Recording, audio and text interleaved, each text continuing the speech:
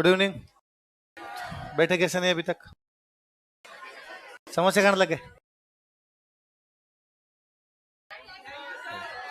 इतनी छोटी बात के लिए थैंक यू क्या? हाँ, मैंने क्या कहा था? तुम्हारे जिस दिन जिम है तब खा लेना। तुम 2 दिन पहले बता देना कभी खा लेना। इस बात के लिए क्या थैंक यू यार।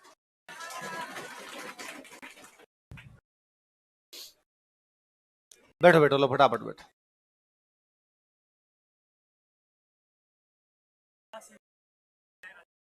है जल्ला, हाँ।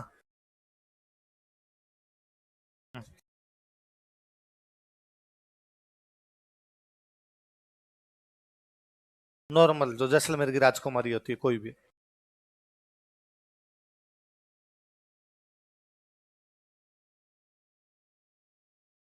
हम्म, किसके पास है? कल पढ़ेंगे अपने तब दिखाएंगे।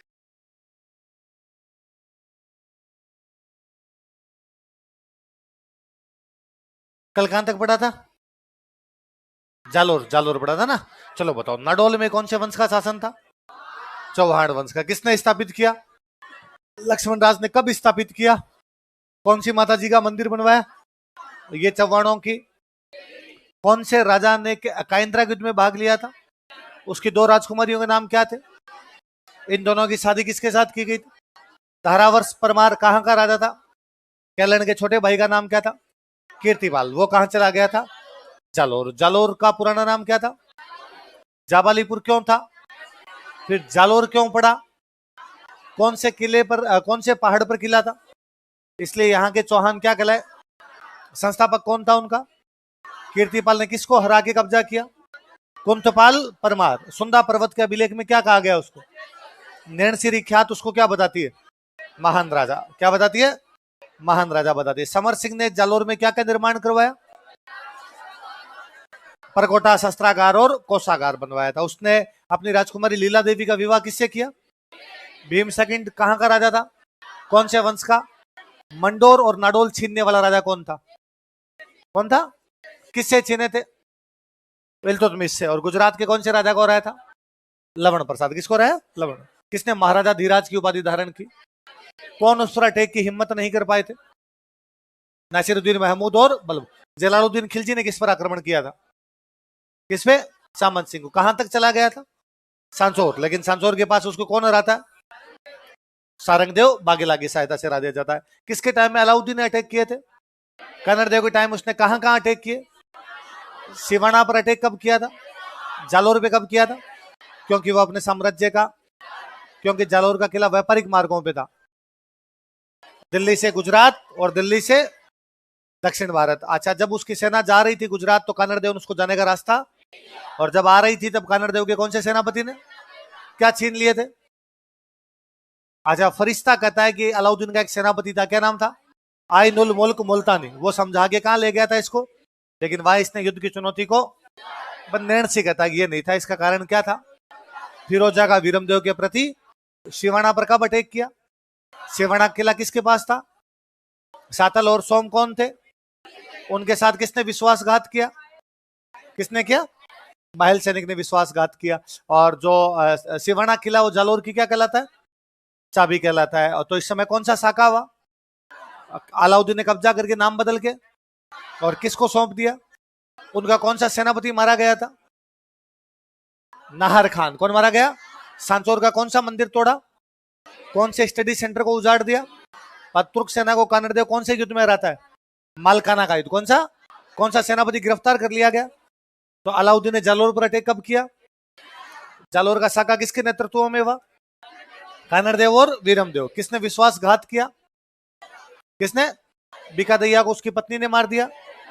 और जालोर का नाम बदलकर जलालाबाद। पद्मनाभ की किताबों के नाम बताओ। कन्नड़ देव प्रबंध और वीरम देव सोनगरारी वाद। गुलविहिस्ट कौन थी? नयन चंद्र सूरी की पुस्तक। हमीर महाकाव्य। हमीर रासो किसने लिखे? जोधराज, सारंगधर और महेश। चंद्रशेखर ने क्या लिखा? अमीर अमीर बंधन किसने लिखा? अमृत कैलाश। और हमीरायण किसने लिखा? भांडव व्यास। इतना ही पढ़ा? अब लिखो सिरोही का इतिहास।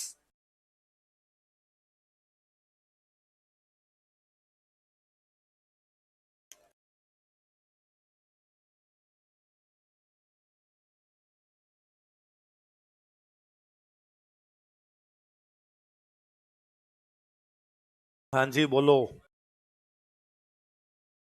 लुगाइयों ने किया, लुगाइयों के नाम नहीं पता, नहीं पता।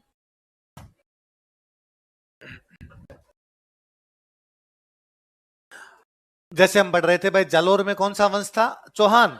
लेकिन चौहानों की ब्रांच कौन सी थी? सोनगरा। वैसे सिरोही में जो ब्रांच थी वो थी देवड़ा। कौन सी थी? तो सिरोही में वंश तो कौन सा है? चौहान। लेकिन चौहानों की ब्रांच कौन सी है? देखो, सिरोही में चौहान वंश की देवड़ा शाखा का शासन था। Deora branch of Chauhan dynasty ruled over Sirohi. Sirohi में चौहान वंश की देवड़ा शाखा का शासन था। Deora branch of Chauhan dynasty ruled over Sirohi. Chauhan वंश की देवड़ा शाखा का शासन था।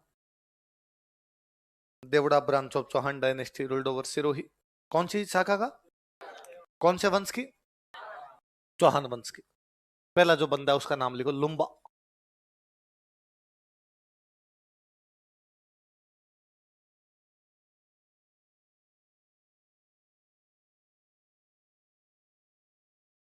कौन है बंदा? 1311 में अलाउद्दीन खिलजी जालोर पर कब्जा कर लेता है। कल हमने पढ़ा, जालोर में चौहानों का राजा वो चौहान है सोनगरा। पर देवड़ा उनके अंडर में आते हैं, क्योंकि हमने पढ़ा कानड़ देव सोनगरा का सेनापति था, जेता देवड़ा। पढ़ा था। तो देवड़ा सोनगरों के क्या थे? अधीन। सोनगरे हार गए। सोनगरे कब हार गए? 1311। तो देवड़ों की एक टीम वहां से निकलती है जालोर से, जो बच गए होंगे युद्ध के अंदर, वो चले जाते हैं सिरोही की तरफ। किधर चले जाते हैं? तब सिरोही नहीं था, तब दो जगह हुआ करती। एक जगह थी आबू और एक जगह थी चंद्रावती। कौन कौन सी जगह? दोनों सिरोही में था। अब तो सिरोही जिला बन गया अपने आप में एक। पर तब सिरोही था ही नहीं, ये दो जगह थी। कौन कौन सी दो जगह बताओ? आबू और चंद्रावती। जालोर से निकल के एक बंदा गया, उस बंदे का नाम क्या है? लुम्बा। उसने इन दो जगह को जीत लिया। किस किस को? कब जीत लिया? अच्छा, किससे जीता? तो आबू और चंद्रावती उस समय थे परमारों के पास। किसके पास थे? आप याद करो, हम बार बार करें। आबू का धारावर्ष परमार। आबू की परमार राजकुमारी इच्छिनी देवी। तो आबू किसके पास था? परमारों के। ये परमारों को हराता है, परमारों को हराकर दो जगह पे कब्जा करता है, आबू और चंद्रावती। कौन? लुम्बा। कौन से वंश का है? चौहान। चौहानों में कौन सी शाखा का? और चंद्रावती को राजधानी बनाता है। किसको? ऐसा वो कब करता है? तो 1311 में जालोर का पतन हो रहा है, पर देवड़ों का राज्य सिरोही की तरफ स्थापित हो रहा है। पल्ले बड़ी बात है। देखो, 1311 ईस्वी में, इन 1311 एडी, 1311 ईस्वी में, इन 1311 एडी, इसने परमारों को हराकर आबू व चंद्रावती पर अधिकार कर लिया। He defeated Parmars and captured Abu and Chandravati. इसने परमारों को हराकर आबू व चंद्रावती पर अधिकार कर लिया। He defeated Parmars and captured Abu and Chandravati.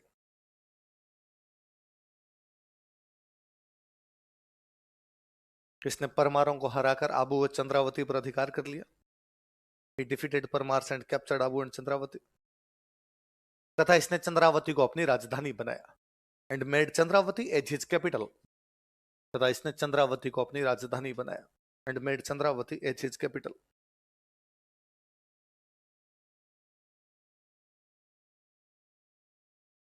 तथा इसने चंद्रावती को अपनी राजधानी बनाया। याद रह जाएगा। अगला राजा लिखो, शिवभान।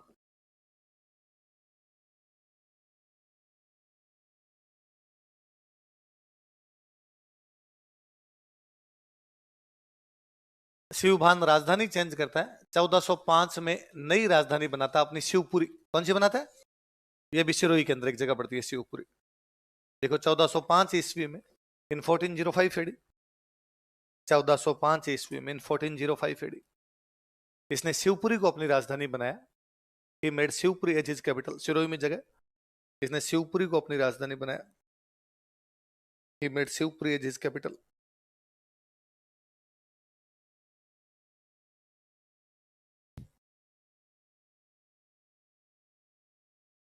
अगला राजा लिखो, सहसमल। याद आया? पढ़ा था। कुंभा ने सिरोही के सहसमल देवड़ा को। जोड़ रही है चीजें। सिरोही में कौन सा वंश है? चौहान। चौहानों की ब्रांच कौन सी है? देवड़ा। उसका राजा कौन है? सहसमल। मेवाड़ में कौन है? कुंभा। कुंभा हरा रहा है इसको। सहसमल 1425 में एक नया शहर बसाता है, सिरोही। कौन सा बसाता है? और इसको अपनी क्या बना लेता है? तो पहले राजधानी थी चंद्रावती, फिर राजधानी आई शिवपुरी, फिर राजधानी कौन सी आ गई? सिरोही। लिखो, 1425 ईस्वी में, इन 1425 एडी, 1425 ईस्वी में, इन 1425 एडी, इसने सिरोही की स्थापना की। ही फाउंडेड सिरोही। इसने सिरोही की स्थापना की, ही फाउंडेड सिरोही, तथा इसे अपनी राजधानी बनाया and made it his capital, तथा इसे अपनी राजधानी बनाया and made it his capital.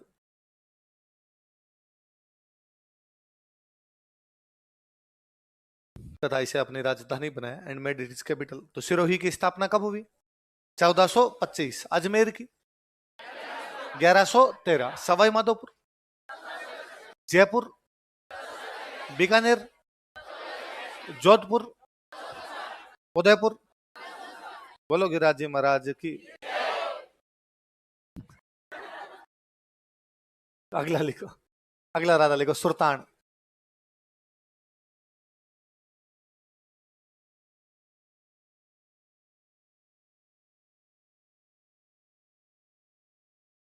अगला कौन है? सुल्तान जब सिरोही का राजा बना, उस समय एक बंदा और सिरोही में राजा बनना चाहता है, वो है बीजा देवड़ा। कौन है? तो एक सिरोही में एक बंदा राजा और बनना चाहता है, वो बंदा कौन है? बीजा। तो सुल्तान को लगाया अकेले तो पार पड़ेगी नहीं। उन्हीं दिनों बीकानेर का राजा राय सिंह है, वो जा रहा है गुजरात। कहां पे जा रहा है? तो और इधर सुल्तान जो था महाराणा प्रताप का सहयोगी था। किसका सहयोगी? राय सिंह किसका सेनापति है? अकबर। तो अकबर ने राय सिंह को कहा कि यार इस सुल्तान से बात कर ताकि महाराणा प्रताप की सहायता नहीं करे। राय सिंह ने सुल्तान को कहा कि सुल्तान देख, एक तो तू जब महाराणा प्रताप की सहायता करता है तो अकबर तेरे खिलाफ है, दूसरा तेरे को कभी भी हटा के कौन बन सकता है? बीजा देवड़ा। कौन बन सकता है? अब यदि तू हमारी तरफ आ जाए, मतलब अकबर की तरफ आ जाए, तो बीजा देवड़ा को तो हम बनने नहीं देंगे। हमारा काम हो जाएगा, तू प्रताप की सहायता नहीं करेगा, तेरा काम हो जाएगा कि तेरे को बीजा देवड़ा हटाएगा नहीं। तो सुल्तान किसकी तरफ आ गया? अकबर की तरफ। किसकी तरफ आ गया? तो मैंने आपको लिखवाया था, देखो कि सिरोही के सुल्तान तथा जालोर के ताज खान को अकबर के पक्ष में लेकर आया था, बताया था। तो उसने कहा क्या करना पड़ेगा? तो उसने कहा तू एक काम कर, आधी सिरोही जो है वो अकबर को दे दे। आधी सिरोही किसको दे दे? अकबर। अब आधी सिरोही अकबर की, आधी सिरोही किसकी हो गई? भाई यदि तू जिद करेगा तो पूरी सिरोही हाथ से जाएगी, या तो अकबर कब्जा करेगा या बीजा देवड़ा कब्जा करेगा। इससे अच्छा है तू आधी अकबर को दे दे, आधी तू रख ले, तो आधी का तू राजा है और तेरे को हटाने वाला भी कोई भी नहीं। तो अकबर ने आधी सिरोही ले ली। अब अकबर आधी सिरोही लेके क्या करे? तो अकबर ने आधी सिरोही दे दी प्रताप के भाई को। प्रताप का भाई कौन था? जगमाल अकबर के पास चला गया था। अकबर ने एक तीर से कई शिकार किए। सुल्तान महाराणा प्रताप का सहयोगी है, उसको अपनी साइड में लेके आ गया एक प्रकार से। आधी सिरोही उसने किसको दे दी? जगमाल। अच्छा, जगमाल को क्यों दी? उसका एक कारण और था कि जगमाल का ससुराल सिरोही था। जगमाल का ससुराल कहां था? सिरोही था। तो जगमाल की पत्नी बार बार कहती रहती थी कि भाई तुम्हारे बाप ने तुम्हें राज दिया था, लेकिन तुम्हारे मंत्रियों ने हटा दिया। उदय सिंह जी राजा किसको बना गए थे? जगमाल। मेरे बाप वाला ले ले, उधर वाला ले ले तू। तो जगमाल अकबर को कह रहा था कि यार मैं तेरे पास बैठा हूं, मेरे को सिरोही दे दे। तो अकबर ने आधी सिरोही किसको दे दी? किसको दे दी? जगमाल। लाइन चेंज करके लिखो। इस समय बीजा देवड़ा भी सिरोही का राजा बनना चाहता था। This time Bija Deora also wanted to become king of Sirohi.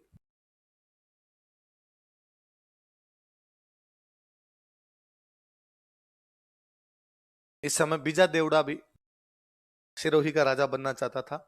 This time Bija Deora also wanted to become king of Sirohi.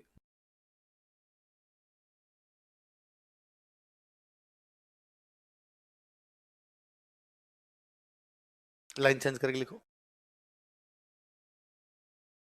अतः बीकानेर महाराजा राय सिंह ने, बीकानेर महाराजा राय सिंह, अतः बीकानेर महाराजा राय सिंह ने, बीकानेर महाराजा राय सिंह, बीकानेर महाराजा राय सिंह ने सुल्तान की सहायता की, हेल्प सुल्तान, सुल्तान की सहायता की, हेल्प सुल्तान।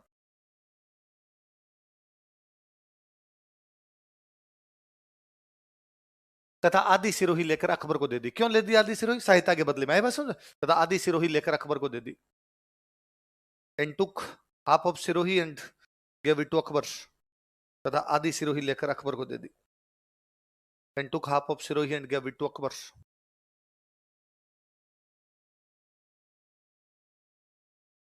लाइन चेंज कर लिखो। अकबर ने इसे प्रताप के छोटे भाई जगमाल को दे दिया। Akbar gave it to Pratap younger brother Jagmal. Akbar ने इसे प्रताप के छोटे भाई जगमाल को दे दिया। Akbar gave it to Pratap younger brother Jagmal.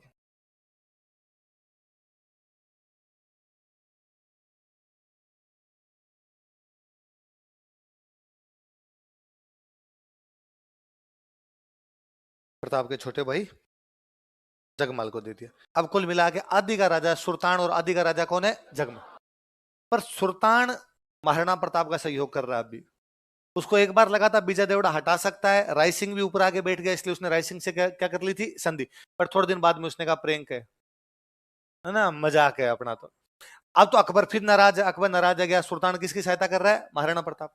इधर जगमाल अकबर का एकदम खास आदमी है। जगमाल अकबर को कह रहा है कि तू पूरी मेरे को दे दे, किस्सा ही खत्म, सुल्तान राजा ही नहीं रहेगा, पूरी मेरे पास आ जाएगी। जगमाल की वाइफ भी जगमाल को करेगी पूरी ले भाई, आदि क्यों है, पूरा ले, तेरे बाप का राज्य नहीं मिला, मेरा बाप पड़ा तो ले, पूरा ले कम से कम इधर।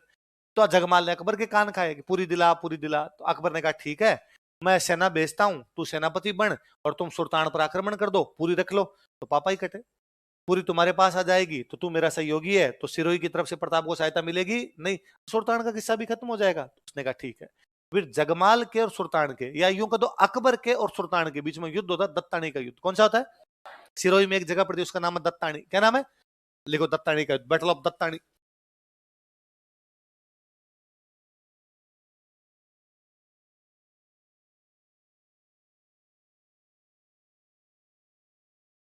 पंद्रह सौ तिरासी में।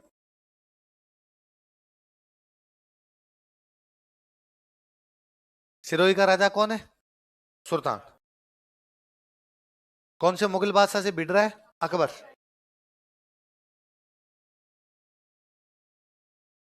अकबर अपना सेनापति बना के किसको भेज रहा है?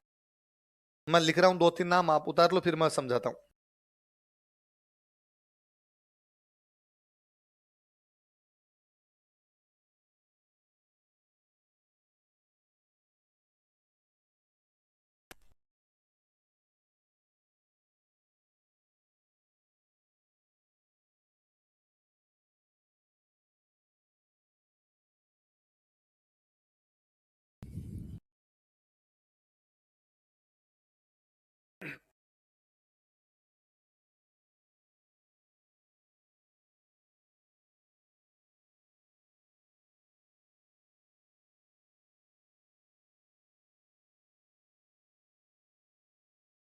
अकबर के सेनापति कौन कौन है?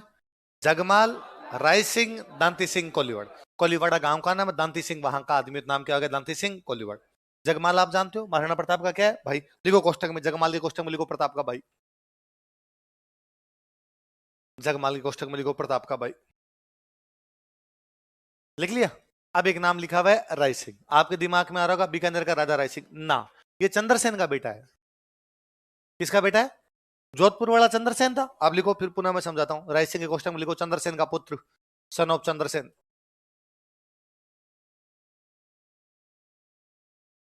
अब बात सुनना, देखो, चंद्रसेन वह बंदा जिसने पूरी जिंदगी अकबर के खिलाफ संघर्ष किया था। फाइनली सारण की पहाड़ियों में सिंचियाई गांव के अंदर 7 वड़ों ने उसको जहर देके मार दिया था 1581 में। कब मार दिया था? चंद्रसेन के मरने के बाद जोधपुर चंद्रसेन के भाई को दे दिया गया, मोटा राजा उदय सिंह। तो चंद्रसेन का बेटा, उसका नाम है राय सिंह। क्या नाम है?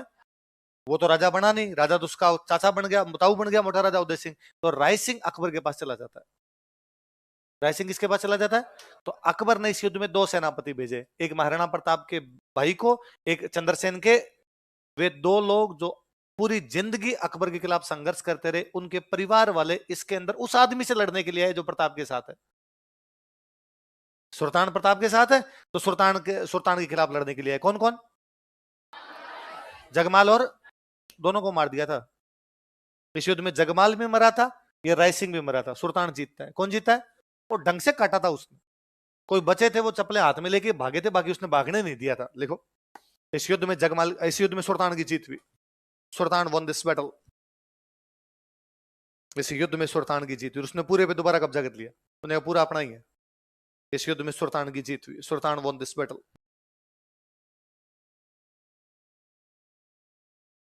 इस युद्ध में किसकी जीत हुई? अब और सुनना, देखो है ना, एक दो बात मैं और बताता हूं। 1581 में चंद्रसेन सारण की पहाड़ियों में सिंचियाई गांव में मरने से पहले अकबर से अजमेर छीन लेता है। क्या छीनता है? अजमेर पे कब्जा करता है यहाँ से, और उसको रुपए मिलते हैं। तब उसको लगता है जोधपुर पे अटैक करना है, वो पाली में बैठ के ये बना रहा है सिचुएशन, तभी उसको 7 वड़ों जहर देके मार दिया।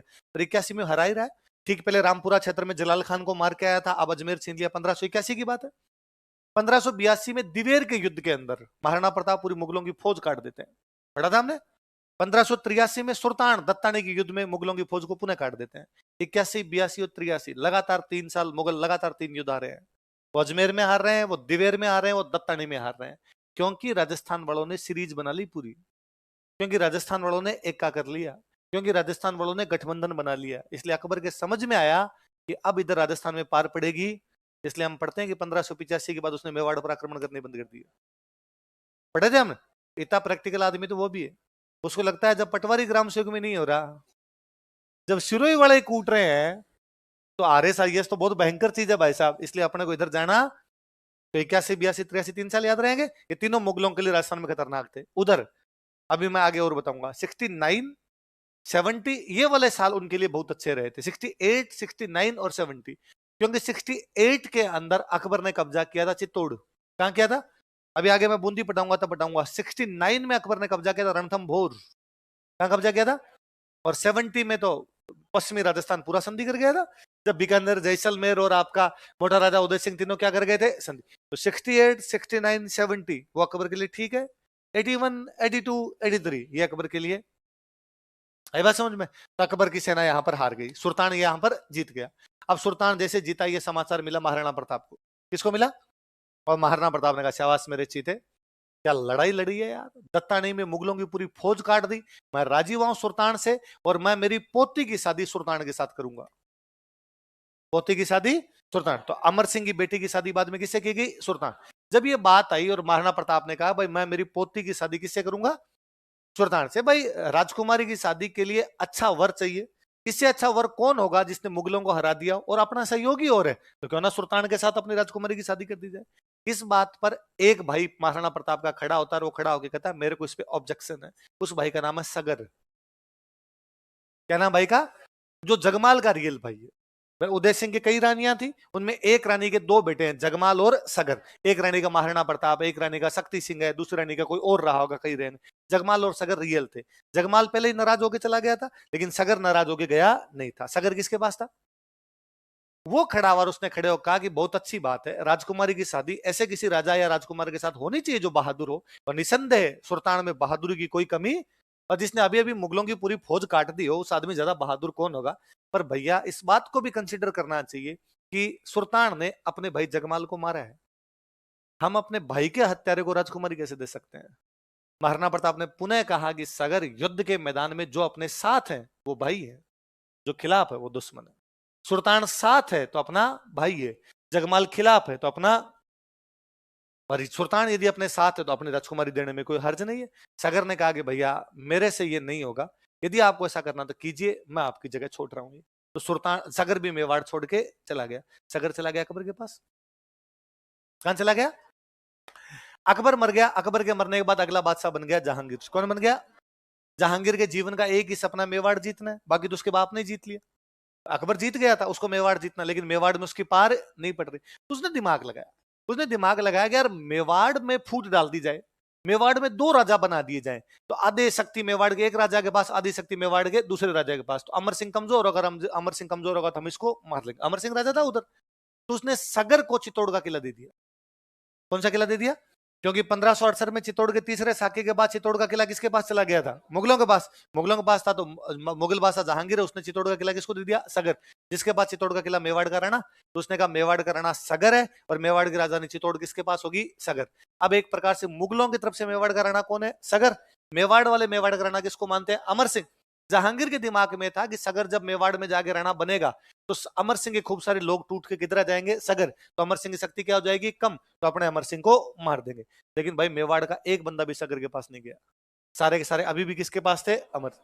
उधर सगर बेचारा अकेला चित्तौड़ के किले में बैठा है मुगलों की सेना को लेके। सगर को बड़ा बुरा लगता, सगर भी भला आदमी था, और सगर को लगता कि अरे यार ये किला जो है ये मेरे बाप का है, ये उदय सिंह जी का किला है। ठीक है, किसी कारण से उनको किला छोड़ना पड़ा और अकबर ने यहां पर कब्जा कर लिया। अब ये किला मुगलों के पास है। इस किले पर जो कभी केसरिया ध्वज लहराया करता था वो हटा दिया गया। अब इस पे मुगलों का झंडा है। नहीं यार ये नहीं हो सकता। सगर ने एक दिन अमर सिंह को मैसेज किया कि आगे किले पे कब्जा कर ले। तो अमर सिंह ने कौन से किले पे कब्जा कर लिया? पर उसने अमर सिंह को कहा कि देख भतीज, किला तू रख, पर मैं तेरे पास नहीं रहूंगा। मैं तेरे पिताजी से नाराज होके गया था, किला मैं तेरे को दे के जा रहा हूं। वो यहां से मुगलों की सेना जा रही थी अफगानिस्तान की तरफ, अफगानिस्तान चला गया। अब जहांगीर को पता चला कि सगर किला किसको दे गया, तो उसने लगा मरा दिया यार, अपने चारे दिन फूट पड़े तो काका भतीजा एक तरफ हो गए दोनों। उसने एक बड़ी सेना और भेजी, अमर सिंह से किला वापस लिया। अमर सिंह लगा बड़ी सेना ही किले में पार पड़ेगी नहीं, किले के अंदर रहेंगे तो साका जोर जैसा कुछ ना कुछ करना पड़ेगा, इससे अच्छा पहाड़ों में जाके लड़ते हैं ताकि लड़ाई लंबी रहे। तो अमर सिंह किला छोड़ के वापस कहां चला गया, पहाड़ों में। फिर 1615 में अमर सिंह को किला मिला था, तब तक ये किला मिला नहीं। सगर यहां से अफगानिस्तान की तरफ चला गया। सगर थोड़े दिनों बाद वापस जहांगीर के पास जाता है, तो जहांगीर बड़ा नाराज होता है और जहांगीर उसको कहता है, भाई मैंने तेरे को किला दिया था, तू अमर सिंह को क्यों दे गया, ये क्या तरीका है। सगर घर पे जाके सोचता है कि यार क्या करें, मैं मेवाड़ में जाके भी नहीं लड़ना चाहता, क्योंकि वो मैं छोड़ के आ गया, मेरी महाराणा प्रताप से बनती नहीं थी। मुगलों से भी मेरे से नहीं लड़ा जाता, मुगलों की तरफ से भी, क्योंकि मेरी आत्मा नहीं मानती कि इनकी तरफ से लड़ूं। सुसाइड कर गया था वो। अपने वहां पढ़ते हैं कि प्रताप के दो भाई उसके खिलाफ थे, जगमाल और सगर। तब आपके खूब सारे लोगों के दिमाग में था, सर सगर कौन है, समझ में आया। सगर कौन है, पल्ले पल्ले पड़ी, क्यों नाराज हुआ वो भी पल्ले पड़ी इस दत्तानी वाले युद्ध के चक्कर में। आई बात समझ में। लिखो दरबारी विद्वान, कोर्ट स्कॉलर्स।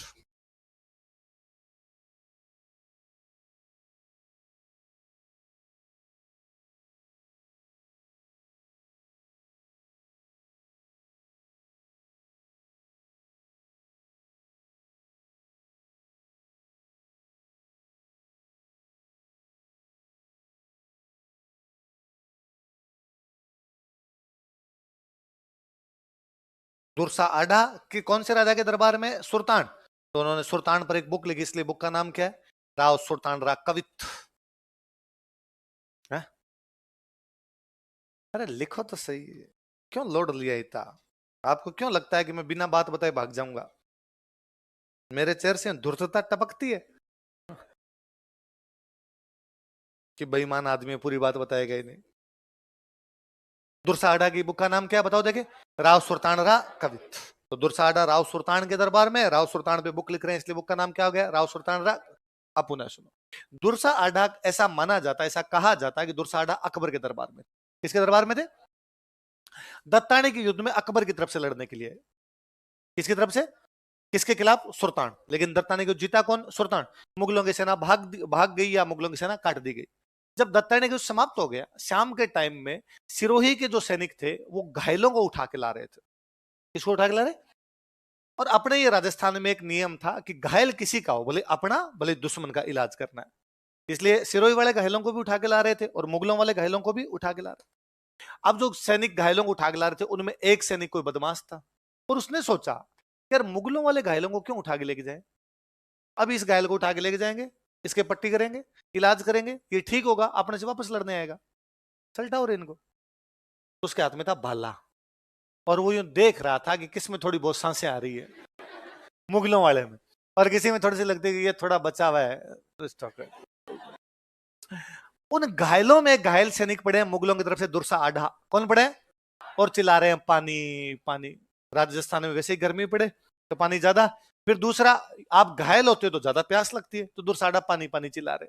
उसने देखा कि मुगलों का एक घायल पड़ा है जिसमें सांसें हैं, अभी पानी पानी चिल्ला रहा है, तो उसने उधर देखेगा भाई 5 मिनट रुक, बीच में 2 को पानी और पिलाना है, तीसरा पानी तेरे को पिलाऊंगा मैं। अब वो दुर्साडा के पास गया, भाला था उसका, तो भाला मारने लगा, तो दुर्साडा ने जितनी जान थी अपने अंदर वो लगा के हाथ क्या कि रुक। क्यों, तो कहा मैं चारण कवि हूं, और राजस्थान में अपने चारण कवियों पर इस प्रकार से हमले करते नहीं थे। वो सैनिक बड़ा बदमाश था, उसने कहा आधार कार्ड, मुझे क्या पता तुम चारण, अरे मेरा नाम दुर्सा आढ़ा गोत्र का चारण हूं, फलाना गांव है मेरा, नंदियाल यह है। उसने कहा साहब ऐसे कुछ ही नहीं पता चलता। ये इस युद्ध में सिरोही का जो सेनापति था उसका नाम था समर सिंह। क्या नाम था, वो समर सिंह पास में मरा हुआ पड़ा था। तो कहते हमारा सेनापति समर सिंह पास में मरा हुआ पड़ा है, तूने देखा था कैसे लड़ा था, उसने गजब लड़ा था। तो कहा समर सिंह पे दुआ सुना दे, कवि को दोहे आते हैं, यदि समर सिंह पे अभी हाथों हाथ दुआ बना के सुना देगा तो ठीक है, वरना पानी तो पिलाना आता है। तो दुर्सा आडा घायल अवस्था में पड़े पड़े वहां पर दोहा सुनाते हैं, धर रावा जस डूंगरा वृद्ध पोता सत्रहान, समर मरण सुधारियों चौथो का चौहान।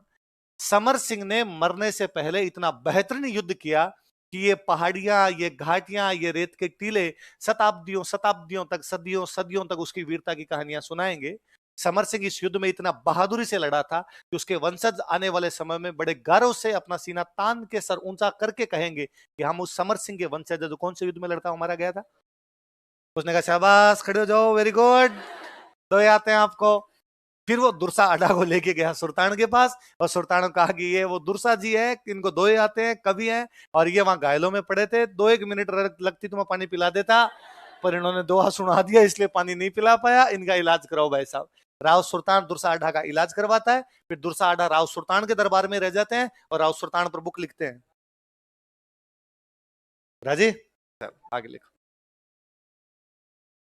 मेरे को हिस्ट्री नहीं आती रे, बातें ही आती है, बातें नहीं छोड़ूंगा मैं। हिस्ट्री क्या पता पढ़ाऊं नहीं पढ़ाऊं, बातों में कोई कमी नहीं आएगी, मनोरंजन पूरा है आपका। आगे लिखो बैरिसल। अगला राजा, अगला राजा लिखो बैरिसल। आपको याद हो तो हमने पढ़ा था कि दुर्गादास राठौड़ ने अजीत सिंह को सिरोही के कालिंद्री नामक गांव में जयदेव पुरोहित के घर रखा था। सिरोही में, कालिंद्री कहाँ है? सिरोही। तो सिरोही में कोई राजा रहा होगा, वो सिरोही का राजा कौन था? तो कोई पूछेगा कि जोधपुर के महाराजा अजीत सिंह को औरंगजेब के खिलाफ शरण किसने दी थी? देख लो, जोधपुर के अजीत सिंह को औरंगजेब के खिलाफ शरण दी थी। He gave shelter to Ajit Singh of Jodhpur against Aurangzeb.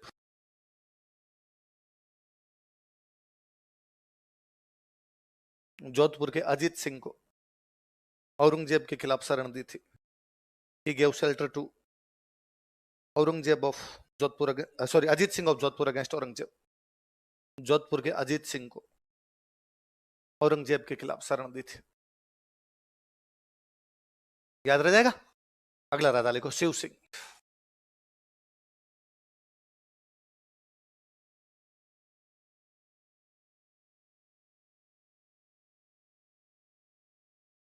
कौन अगला राजा? लिखो 1823 ईस्वी में, इन 1823 एडी, 1823 ईस्वी में, 1823 ईस्वी में 1923 एडी, यह अंग्रेजों के साथ संधि कर लेता है। He concluded treaty with Britishers। कितने में? पॉइंट टू बी नोटेड, 1818 नहीं है, ये कितना 1800, देखो 1823 ईस्वी में, इन 1923 एडी, यह अंग्रेजों के साथ संधि कर लेता है। He concluded treaty with Britishers। नीचे एक लाइन चेंज करके स्टार लगा के लिखो। सिरोही राजस्थान की अंतिम रियासत थी। सिरोही वो last state of Rajasthan. Sirohi Rajasthan की अंतिम रियासत थी। सिरोही वो लास्ट स्टेट ऑफ राजस्थान।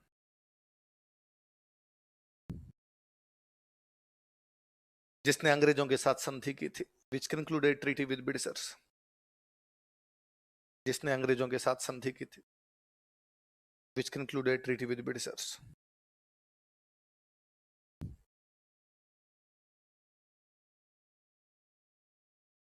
अपने को लगता है जब बाकी सबने 1818 में कर ली, ये भाई साहब 23 तक क्यों बैठे हुए थे? हुआ यूं कि राजस्थान की क्षेत्रफल की दृष्टि से सबसे बड़ी कोई रियासत थी, वो थी मारवाड़। कौन सी थी? मारवाड़ का वह राजा जो अंग्रेजों के साथ संधि करता, वो था मानसिंह। पढ़ा था हमने 1818 में मारवाड़ का मानसिंह अंग्रेजों के साथ क्या कर लेता है? संधि। तो जब मानसिंह ने अंग्रेजों के साथ संधि की, तो अंग्रेजों ने मानसिंह को पूछा, भाई तू कहां का राजा? तो उसने कहा मारवाड़। तो बता तेरा मारवाड़ कहां पर है? तो उसने कहा मारवाड़ भाई साहब, ये तो मेरी राजधानी जोधपुर कहां, ठीक है, कहे नागौर भी मेरा है, पाली भी मेरा है, जालोर भी मेरा है, सिरोही भी मेरा है, बाड़मेर भी मेरा है। अब बाकी सारी जगह उसने सही बोली थी, नागौर उसका था, पाली उसका था, जालोर उसका था, बाड़मेर उसका था, पर सिरोही उसका नहीं था, वो झूठी बोल गया। तो उसने कहा सिरोही अपना ही। अब जब उसने अंग्रेजों को कहा सिरोही मेरा है, तो अंग्रेजों को लगा जब मारवाड़ के साथ संधि हो गई तो सिरोही के साथ अपने आप ही हो गई। सिरोही अलग से तो है नहीं, सिरोही मारवाड़ का ठिकाना है, इसलिए अंग्रेजों ने सिरोही वालों के साथ कोई भी संधि, अंग्रेज चला चला के राजाओं के पास जा रहे हैं, वो कोटा जा रहे हैं, संधि कर लो, बूंदी जा रहे हैं, संधि कर लो, जयपुर वालों के साथ संधि, लेकिन सिरोही, सिरोही वाला राजा कोट पैंट के बटन बंद करके बैठा है कि भाई अंग्रेज आएंगे और अपने उनसे क्या करेंगे। अंग्रेज गए नहीं, तो फाइनली सिरोही के जो राजा थे वो अंग्रेजों के पास गए, उन्होंने अंग्रेजों को जाकर क्या करे, हमने कौन सी मोरनी के बाटे मारे थे, आप लोगों ने सबके साथ संधि की, ऐसी क्या खता हुई कि हमारे साथ कोई संधि नहीं की? अंग्रेजों ने कहा भाई साहब वो कौन? कहा मैं शिव सिंह, सिरोही का राजा। कहां पड़ता है सिरोही? तो ने कहा ये रहा। अंग्रेजों ने कहा झूठे आदमी, ये मारवाड़ में आता है। किसने कहा आपको मारवाड़ में आता है? मान सिंह ने कहा अरे मान सिंह झूठा है, और मैं उसके अंडर में नहीं आता, हम उसको टैक्स देते, हमें क्या पता आता कि नहीं आता। उसने कहा यार तुम्हारा इतिहासकार है जेम्स टोड, राजस्थान में हिस्ट्री लिख रहा है, उससे पूछ लो। जेम्स टोड को बुला के पूछा, उसने कहा नहीं भाई साहब, मारवाड़ राठौड़ों की रियासत है, सिरोही चौहानों की रियासत है, इनमें आपस में कोई लेना देना। तब अंग्रेजों के समझ में आया, तब अंग्रेजों ने 23 में किससे संधि की? किससे संधि की? इसलिए सबसे लास्ट में संधि किसके साथ हुई? तो कई बार जब अपने पढ़ते हैं सिरोही अंतिम रियासत है जिसने अंग्रेजों से, अपने लगता है सबसे अंत में कौन है? समझ गए ना? घर की बात और किसी को तो बतानी, दबा दो अपने यहीं पर दबा दो। अगला लिखो इसके बाद, बूंदी का इतिहास, हिस्ट्री ऑफ बूंदी।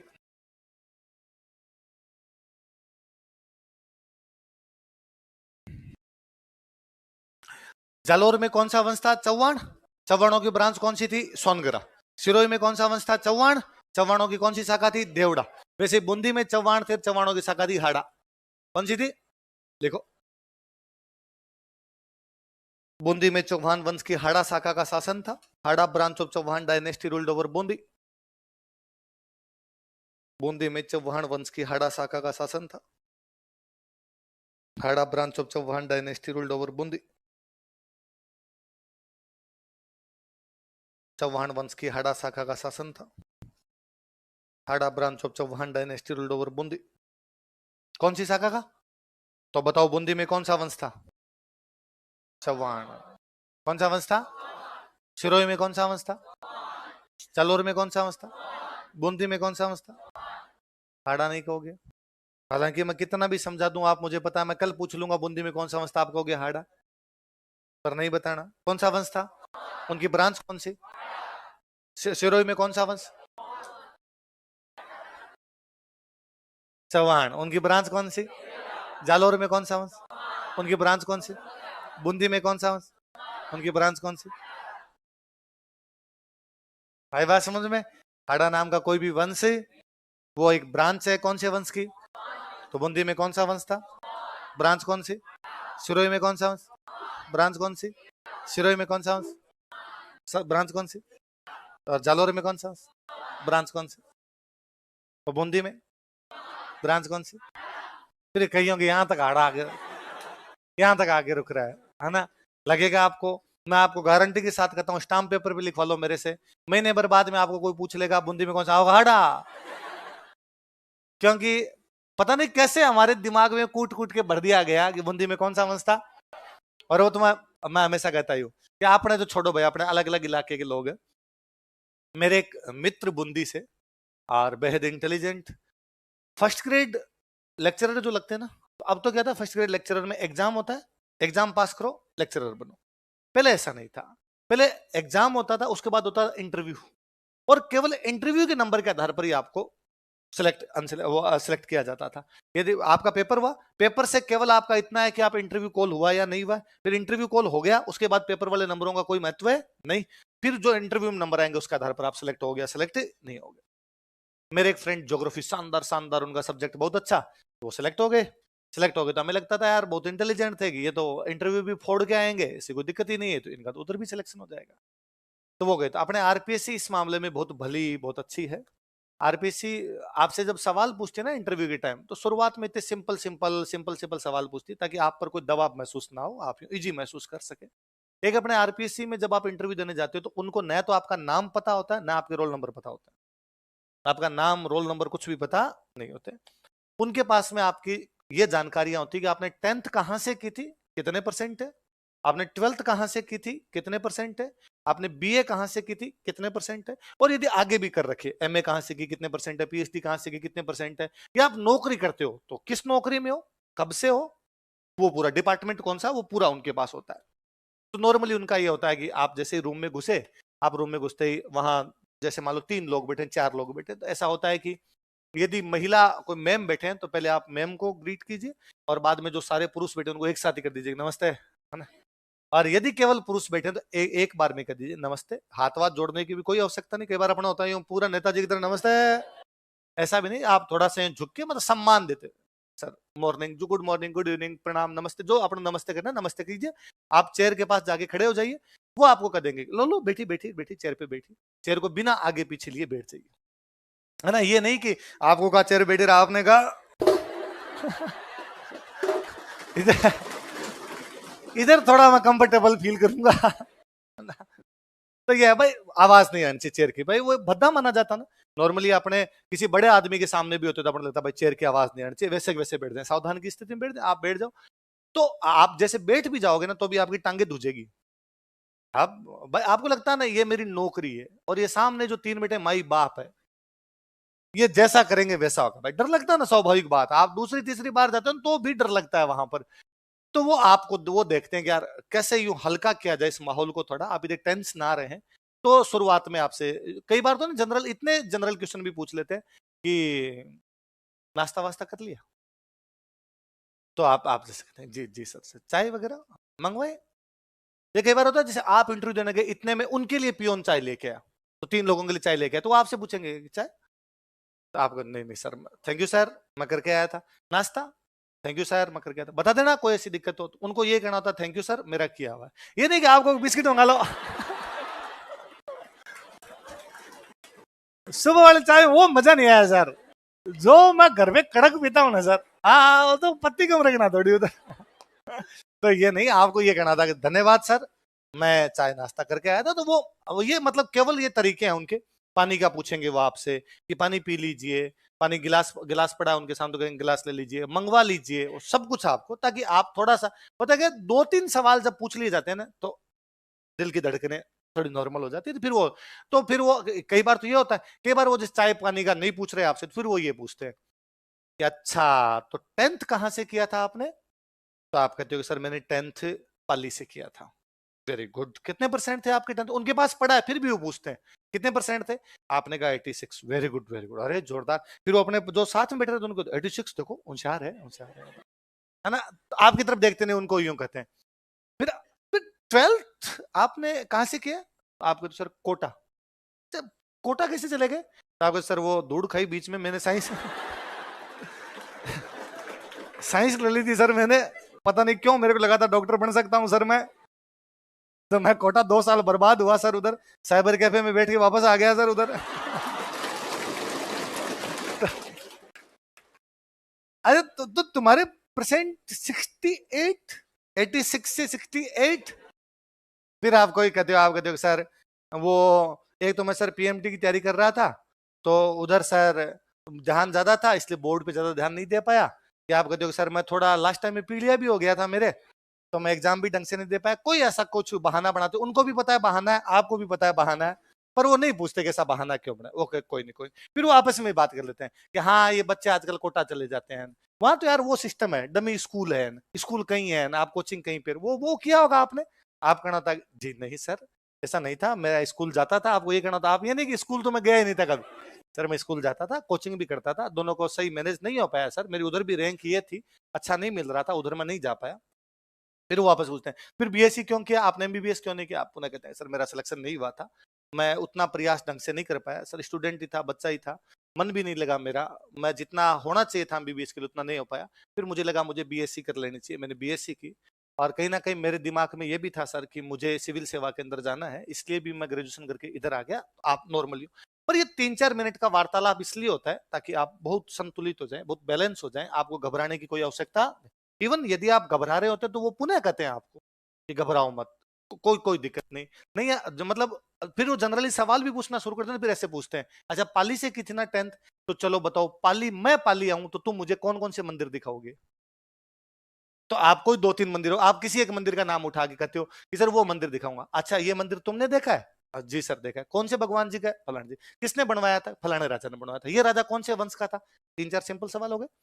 फिर वो थोड़े आपसे ढंग के सवाल पूछने लगते हैं, उनमें भी यदि ढंग के सवाल में यदि आपको सवाल नहीं आए ना, जनरली ज्यादातर अपवाद अलग है, कई बार किसी को फंसाने के इरादे से कोई खार खाए हुए बैठा हो तो पूछ ले, बाकी जनरली वो आपसे ये भी पूछ लेते हैं कि तुम क्या पढ़ के आए थे, वहीं से सवाल पूछ लेते हैं।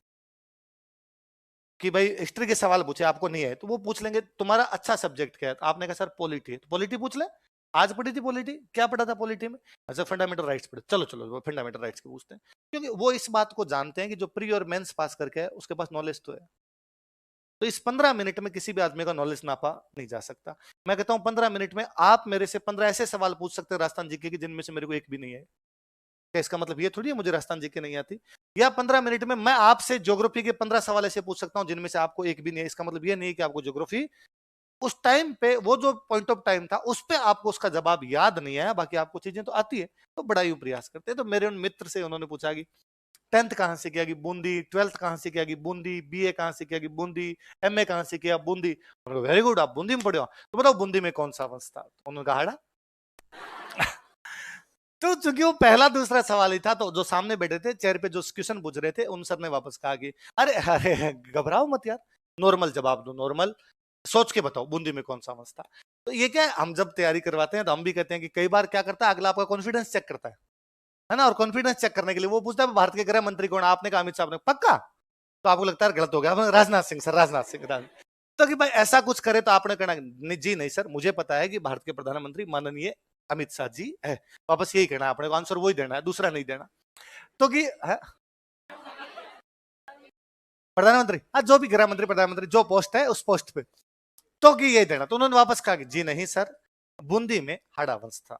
अगले ने वापस कहा कि अरे इतना पानी पी लो, पानी, इतना घबराने की कोई आवश्यकता, आराम से सोच के जवाब दो। पहला सवाल है क्यों गलत जवाब दो, और तुम जवाब दो। अरे मोबाइल नीचे रख रहे, तेरे पास ही है क्या? औरंग पास है नहीं मोबाइल? और ये पढ़ा है तू तो लिख हाड़ा वंश राजवीर सर, इतने में कोई ना कोई वीडियो आ जाएगा। तेरे से पहले कई हो गए धुरंधर ऐसे जिन्होंने बना लिए। तो क्या वापस तो उस बंदे तुम कोई पहले व्यक्ति हो जो इसका वीडियो बना रहे तो समझ में आता है, यूट्यूब भरा पड़ा है यार, तो क्यों लोड लेना। और मैंने कहा ना, मैं कल ही आप क्या बता रहा था, लाइव लाइव तुम आंखों से देख पा रहे हो, मैं कहानी सुना रहा हूं, इससे अच्छा क्या होगा। यदि आपको मोबाइल में देखना है तो ऑनलाइन लीजिए ना, घर वालों के पैसे तो बचाओ, यहाँ पे रहने का खर्चा बचाओ, आने जाने का, यहाँ रहने का समय, एनर्जी, जो कुछ हो सब बचाओ, आराम से घर पे टांगे ऊंची कर करके पढ़ो, बोले कौन रोकने टोकने वाला है आपको। मैं हमेशा कहता हूँ ऑनलाइन वाले, ऑफलाइन में मैं कितनी भी बकवास करूं आपको क्लास में बैठना ही पड़ता है। ऑनलाइन में जब मैं ये कहानी सुना रहा हूँ, ऑनलाइन वाला पोज मारता है, मम्मी चाय ला रहा है, मास्टर बकवास कर रहा है, तो उधर अधिकार ज्यादा है, आपके पास तो कोई अधिकार भी नहीं। वो आराम से बीच में कोई चाय पानी करता है, आराम से पानी वानी पी के आता है अपना, आप ऐसा नहीं कर सकते, आपको सुनना ही पड़ता है, सामने बैठना ही पड़ता है। तो दूसरी बार वापस कहा, तो उसने वापस जो बार चेयर पे थे उन सर ने वापस कहा कि तुम्हारा जवाब गलत है। मैं कह रहा हूं तुम्हारा जवाब गलत है, इसलिए तुम सही जवाब दो। अपने बंदे को लगे कि सही है, तो अपने बंदे ने वापस कहा कि जी नहीं सर, मेरा जवाब सही है, और बूंदी में कौन सा वंश था? सामने वाले बंदे को इतना गुस्सा आया कि उसने आगे सवाल ही नहीं पूछे। नहीं, मैं कह रहा हूं गलत है, फिर क्या है, तो दूसरे वालों को आप पूछो। इंटरव्यू में फेल कर दिया उसने। कहानी शिक्षा ये देती है कि उसे आर्ग्यूमेंट नहीं करने। जो सामने बंदा बैठा है उसे कभी भी आर्ग्यूमेंट है, आपको लगता है वो बंदा आपको इस प्रकार कर रहा है, आप कह दीजिए कि जी सर, आप सीनियर हैं, आप ज्यादा जानते हैं सर, हो सकता है सर दूसरा वंश रहा हो, पर मेरे जहां तक पढ़ा हुआ यही आधार है, मैं घर पे जाके चेक करूंगा। विनम्रता सबसे अच्छा आंसर है। आपके चेहरे से टपक नहीं चाहिए कि आप पोलाइट हैं, हम्बल है। कोई अच्छा इंटरव्यू माना जाता है जिसमें आपने कम से कम 3-4 बार सॉरी बोला हो। आपसे सवाल पूछा गया, आपने कहा सॉरी सर, इसका मतलब अगले को मजे आए हैं, अगले को लगा कि फंसा लिया ना। अगले ने 10 सवाल पूछे, आपने 10 के 10 के जवाब दे दिए, अगले का ईगो हर्ट है, तो सारे आ रहे हैं, वो फिर कोई ढूंढ के लाता, आप फिर कहते ला इससे मतलब आप अगले करे पूछ और पूछ, और होता क्या लगातार अपने से जवाब अच्छे आते हैं तो अपना एटीट्यूड ही चेंज हो जाता है। पहले हम कहते हैं कि भाई आपको हाथ ज्यादा हिलाने नहीं है, आपको हाथ ऐसे रखने हैं, थोड़े थोड़े ऐसे हिला सकते हो, अपने 5-7 जवाब अच्छे गए, अपने लगा सही जा रहा है, फिर अपने कहते अगले बंदे का ऐसा नहीं करना होता है। तो जब भी ऐसा करे अपने को बेहद पोलाइट हो जाना है। मेरे एक और सीनियर जिनकी 2008 में, कई बार एग्जांपल देता हूँ, 2008 में उनकी 8वीं रैंक थी, तो उनके उस इंटरव्यू में शायद 110 नंबर के आसपास थे, तब 160 नंबर का इंटरव्यू अगर था, तो हम उनसे यूं पूछते भाई भैया इतने अच्छे नंबर कैसे है, तो वो कई बार यूं बताते भाई आपको पोलाइट रहना है, जवाब अच्छे देने ही हो। तो वो यूं एग्जाम्पल देते कि क्वेश्चन पूछा कि राजस्थान में टंगस्टन कहाँ निकलता है? डेगाना। कहाँ निकलता है? नहीं निकलता डेगाना में, किताबों में लिखा हुआ है केवल, नहीं निकलता, निकलना कब का बंद हो गया। तो पूछा भाई टंगस्टन कहाँ निकलता, उन्होंने डेगाना, तो अगले ने कहा झूठ, 1992 में निकलना बंद हो गया। कहाँ निकलता है? अगले बंदे का वापस जवाब था जी सर, किताब में सर ऐसा पढ़ा था, मेरे को ऐसा कोई प्रैक्टिकल अनुभव नहीं है सर, आप कह रहे हैं तो ठीक है सर, देगा ना टंगस्टन। बस तुम दिन को अगर रात को भाई नंबर तू देगा ना, तो आप कुछ भी कर सकते हो, लेकिन जयकांत सिकरे का वो उस दिन जयकांत सिकरे भाई उस साइड के अंदर बैठा है। तो ये कहानी शिक्षा देती है, दो चीजें बताती है कि एक तो आर्ग्यूमेंट करने, एक बूंदी में कौन सा वंश था। कईयों के फिर भी यहां तक हाड़ा आया था, पर उन्होंने कंट्रोल किया कि नहीं, कौन सा वंश था। अगला लिखो, राजा लिखो। अच्छा एक और सुनना, एक हमने रणकपुर प्रशस्ति पढ़ी थी ना, उस रणकपुर वाले अभिलेख में बूंदी का जो नाम दिया हुआ है, बूंदी का नाम दिया हुआ है वृंदावती। क्या दिया हुआ है, लिख लो, ये और लिख लो, तो कोई बूंदी का नाम पूछ ले अपने से। लिखो रणकपुर अभिलेख में, इन रणकपुर इंस्क्रिप्शन, रणकपुर अभिलेख में, इन रणकपुर इंस्क्रिप्शन बूंदी का नाम वृंदावती दिया गया है। Bundi is named as Vrindavati, Bundi का नाम वृंदावती दिया गया है। इन रणकपुर इंस्क्रिप्शन, रणकपुर अभिलेख में बूंदी का नाम वृंदावती दिया गया है। Bundi is named as Vrindavati.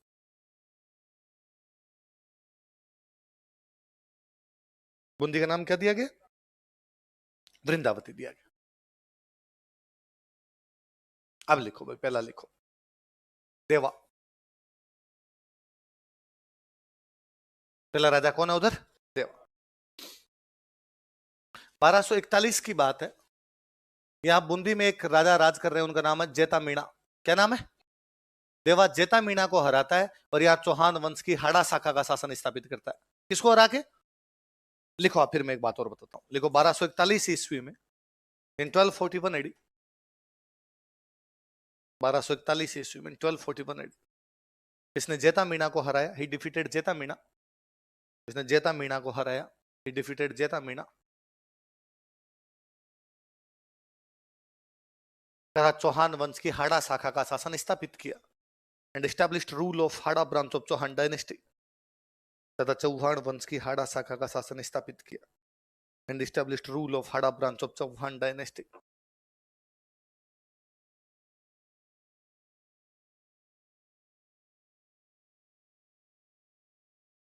Chauhan वंश की हाड़ा शाखा का शासन स्थापित किया, and established rule over Hada branch of Chauhan dynasty. इस बात का यह मतलब हुआ कि राजस्थान में दो जगह, आमेर और बूंदी, यहाँ पर पहले मीणाओं का राज था। किसका राज था, आमेर में बाद में मीणाओं को हराकर आ गए थे कछवाहा।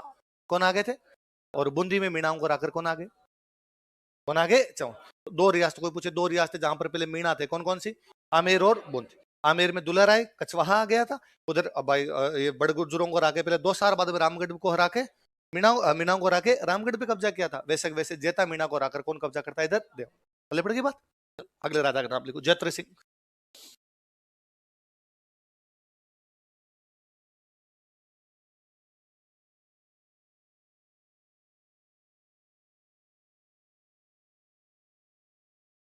पहले क्या है, एक जगह थी बूंदी, एक स्टेट है बूंदी, और बूंदी के पास एक इलाका पड़ता कोटा। कौन सा इलाका था, जयत्र सिंह साम्राज्य का विस्तार करता है और कोटा को बूंदी में मिला लेता है। कोटा किसमें मिला लेता है, तो कोटा को जीतकर बूंदी राज्य में मिलाने वाला राजा कौन था, देख लो। इसने कोटा को जीतकर उसे बूंदी राज्य में मिला लिया था। He captured Kota and merged it in Bundi state. इसने कोटा को जीतकर उसे बूंदी राज्य में मिला लिया था। He captured Kota and merged it in Bundi state.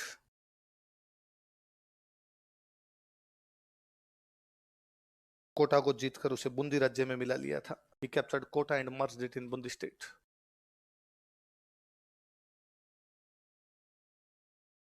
अगले राजा का नाम लिखो, बरसिंह।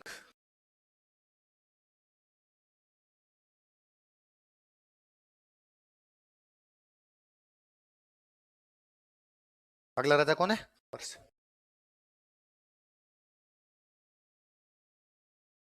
सुनना देखो, 1354 में बूंदी में किला बनाता है, उस बूंदी के किले का नाम है तारागढ़। क्या नाम है, राजस्थान में दो तारागढ़ है, एक तारागढ़ अजमेर, एक तारागढ़ बूंदी। अजमेर का तारागढ़ इसलिए तारागढ़ कहलाता है क्योंकि उड़ना राजकुमार पृथ्वीराज की रानी तारा वहां पर रहती थी। बूंदी का तारागढ़ इसलिए तारागढ़ कहलाता है क्योंकि दूर से देखने पर वो तारे के जैसा दिखता है। कैसा दिखता है, शाइनिंग स्टार के जैसा दिखाई देता है, इसलिए नाम ही क्या पड़ गया उसका, तारागढ़। लिखो 1354 ईस्वी में, इन 1354 एडी, 1354 ईस्वी में, 1354 AD। इसने बूंदी में तारागढ़ किले का निर्माण करवाया। He built Taragarh fort at Bundi. इसने बूंदी में तारागढ़ किले का निर्माण करवाया। He built Taragarh fort at Bundi.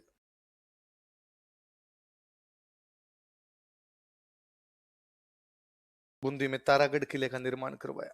He built Taragarh fort at Bundi. कौन से किले का निर्माण करवाया? तारागढ़। राजस्थान में जो किले हैं उनमें सबसे वाकई सुंदर का किला कोई है तो वो किला कौन सा है? तारागढ़। तारागढ़ किला अपने भित्ति चित्रों के लिए फेमस है। किसके लिए फेमस है? भींत। भींत का मतलब होता है दीवार। भींत का मतलब दीवार पर बने हुए चित्र होते हैं उनको क्या कहते हैं? भित्ति। इंग्लिश में बोलते हो आप म्यूरल्स। किसके लिए फेमस है? अपने म्यूरल्स। लिख लो, यह किला भित्ति चित्रों के लिए प्रसिद्ध है। This fort is famous for murals. यह किला भित्ति चित्रों के लिए प्रसिद्ध है। This fort is famous for murals.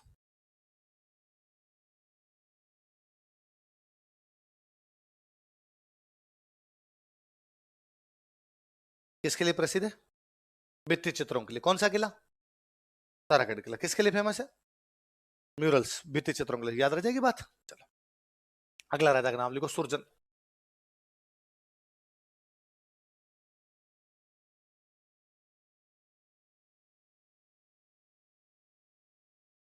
अगला राजा कौन है? 1568 में अकबर चित्तौड़गढ़ का किला जीत चुका है। लेकिन क्या 1568 में अकबर ने चित्तौड़गढ़ का किला जीत लिया तो मेवाड़ महाराणा उदय सिंह ने उसकी अधीनता स्वीकार कर ली? वो पहाड़ियों में बैठ के वेट कर रहा है किधर लड़ने के लिए। तो अकबर ने अपने मंत्रियों संतरियों से बातचीत की कि ऐसा क्या है कि हमने एक राजा की राजधानी छीन ली, फिर भी राजा अधीनता स्वीकार करने के लिए तैयार है? तो उन्होंने कहा साहब मेवाड़ का राणा शक्तिशाली। कैसे? क्या शक्ति है भाई? राजधानी चली गई, पहाड़ों में बैठा है, फिर भी लड़ने के लिए तैयार है।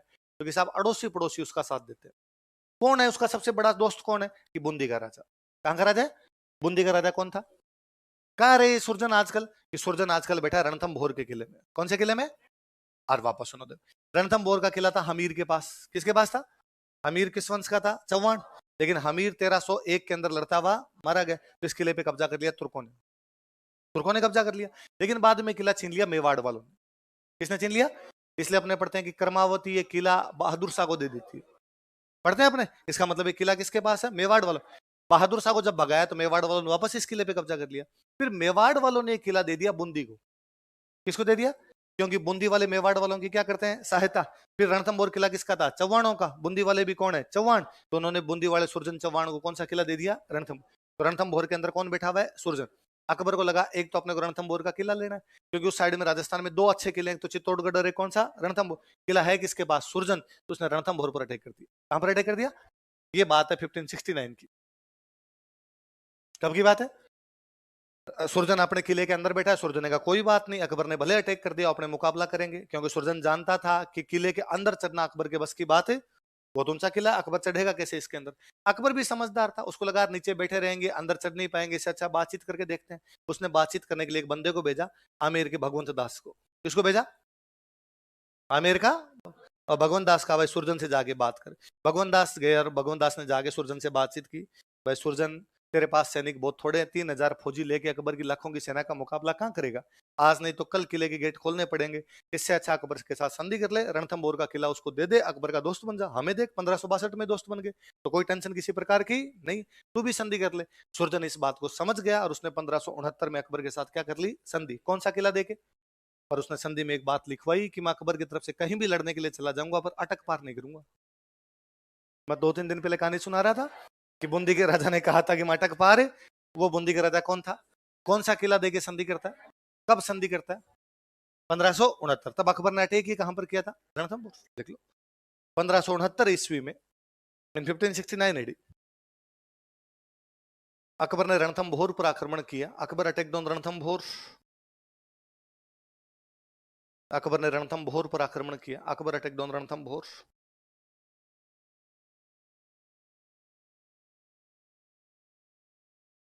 इस समय यह अकबर से संधि कर लेता है। This time he concluded treaty with Akbar. इस समय यह अकबर से संधि कर लेता है। This time he concluded treaty with Akbar.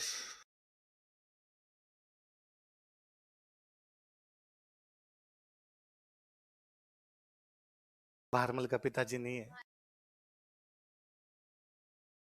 हाँ, पढ़ा था ना हमने कि सुरजन की राजकुमारी थी भान कंवर कल्ला राय मलोद के साथ, वही है। देखो लाइन चेंज करके आगे लिखो। देखो इसमें आमेर के भगवंत दास की मुख्य भूमिका थी। Bhagwant Das of Amer played major role in it. इसमें आमेर के भगवंत दास की मुख्य भूमिका थी। Bhagwant Das of Amer played major role in it. किसमें? संधिकरण। इसका मतलब भगवंत दास जी को सुरजन को समझाने के लिए भेजा था, सुरजन समझ गया। महाराणा प्रताप को समझाने के लिए भेजा था, उधर भी तो भेजा था। इसमें आमेर के भगवंत दास की मुख्य भूमिका थी। Bhagwant Das of Amer played major role in it. तो 1568 में अकबर को चित्तौड़गढ़ मिल गया। 1569 में अकबर को रणथंभौर मिल गया। बूंदी वालों ने क्या कर ली उससे संधि।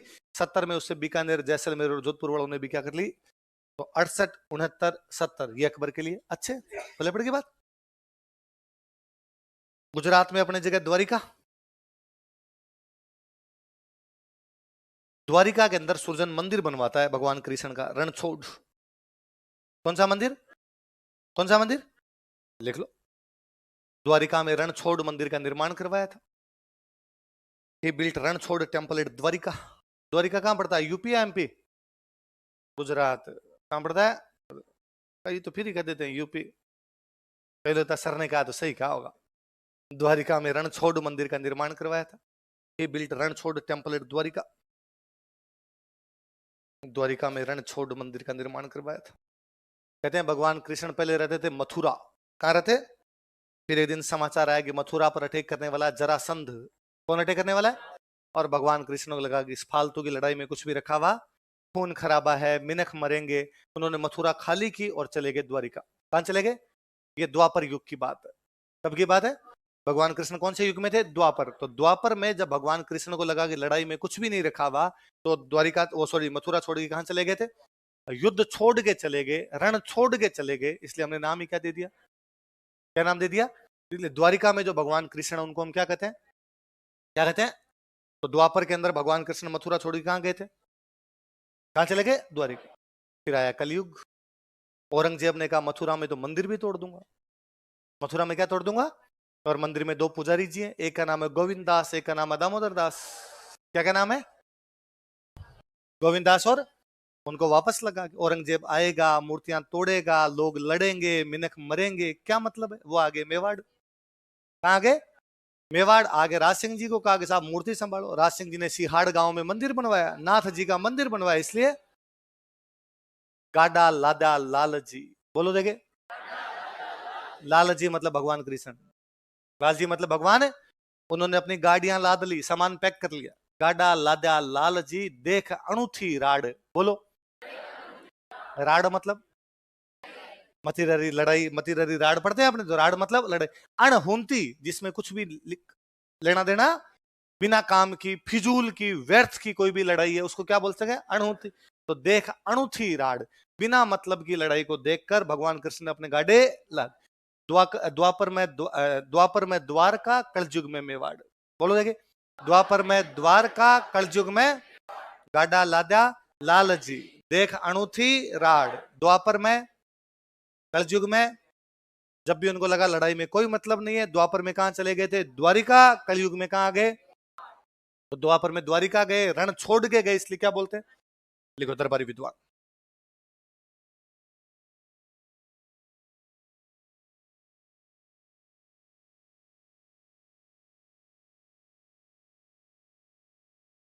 क्या नाम विद्वान का? चंद्रशेखर। किसके दरबार में? किसके दरबार में? सुरजन। तो सुरजन पर एक बुक लिखी, सुरजन चरित। कौन सी बुक लिखी? सुरजन चरित। सुरजन कौन से वंश का था? कौन से वंश का था? और चौहानों में रणथंभौर में एक राजा हुए हमीर, जो अपने किस चीज के लिए फेमस थे? हट के लिए। इसलिए चंद्रशेखर ने उनपे कौन सी बुक लिखी? पढ़ चुके हैं हम। तो चंद्रशेखर की दो किताबें, सुरजन चरित और हमीर हट।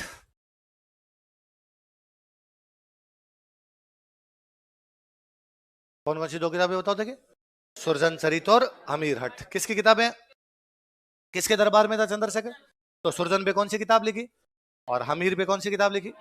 अगला राजा लिखो, बुद्ध सिंह।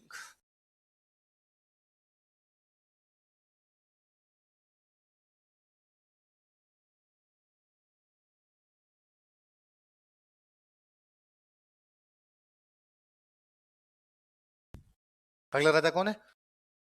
बुद्ध सिंह ने एक बुक लिखी थी, उस बुक का नाम है नेहतरंग। क्या नाम बुक का? स्टार लगाना। ये 2000 मतलब पिछला एग्जाम कौन सा होगा? 2021। 2021 वाले आरएस का क्वेश्चन था कि नेहतरंग पुस्तक किसने लिखी थी? किसने लिखी थी? बुद्ध सिंह। बूंदी के राजा बुद्ध सिंह ने पुस्तक लिखे, बराबर लिख लो, नेहतरंग।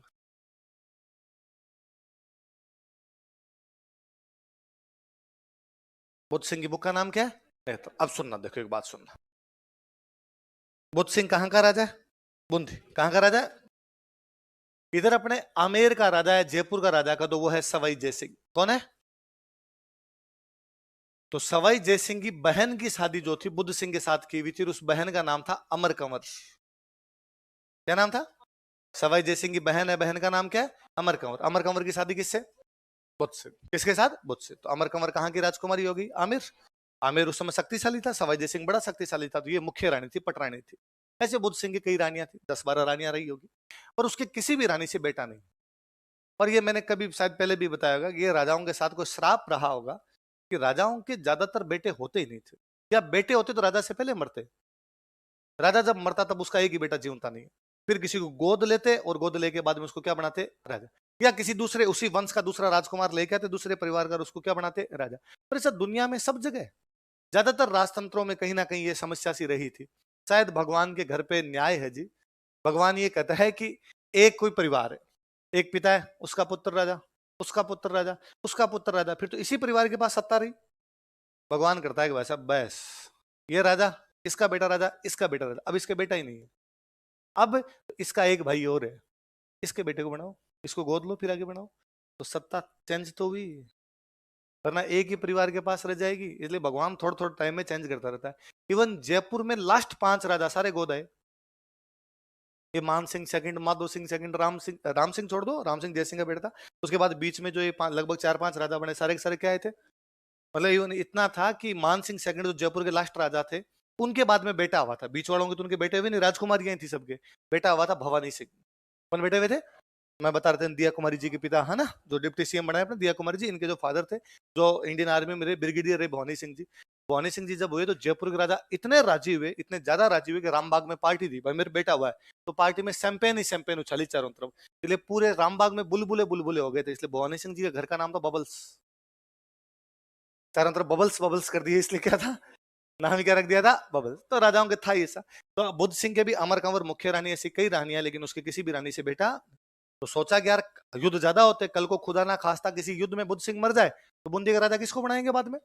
या वैसे ही कभी कोई हारी बीमारी में मौत हो जाए तो किसको बनाएंगे? मौत तो कभी भी किसी भी समय आ सकती है। तो सवाई जयसिंह चूंकि बड़ा राजा है, सवाई जयसिंह बुद्ध सिंह का साड़ा लगता है, तो सलाह ली कि भाई सवाई जयसिंह तुम बताओ बूंदी में से किसको अगला राजा घोषित किया जाए।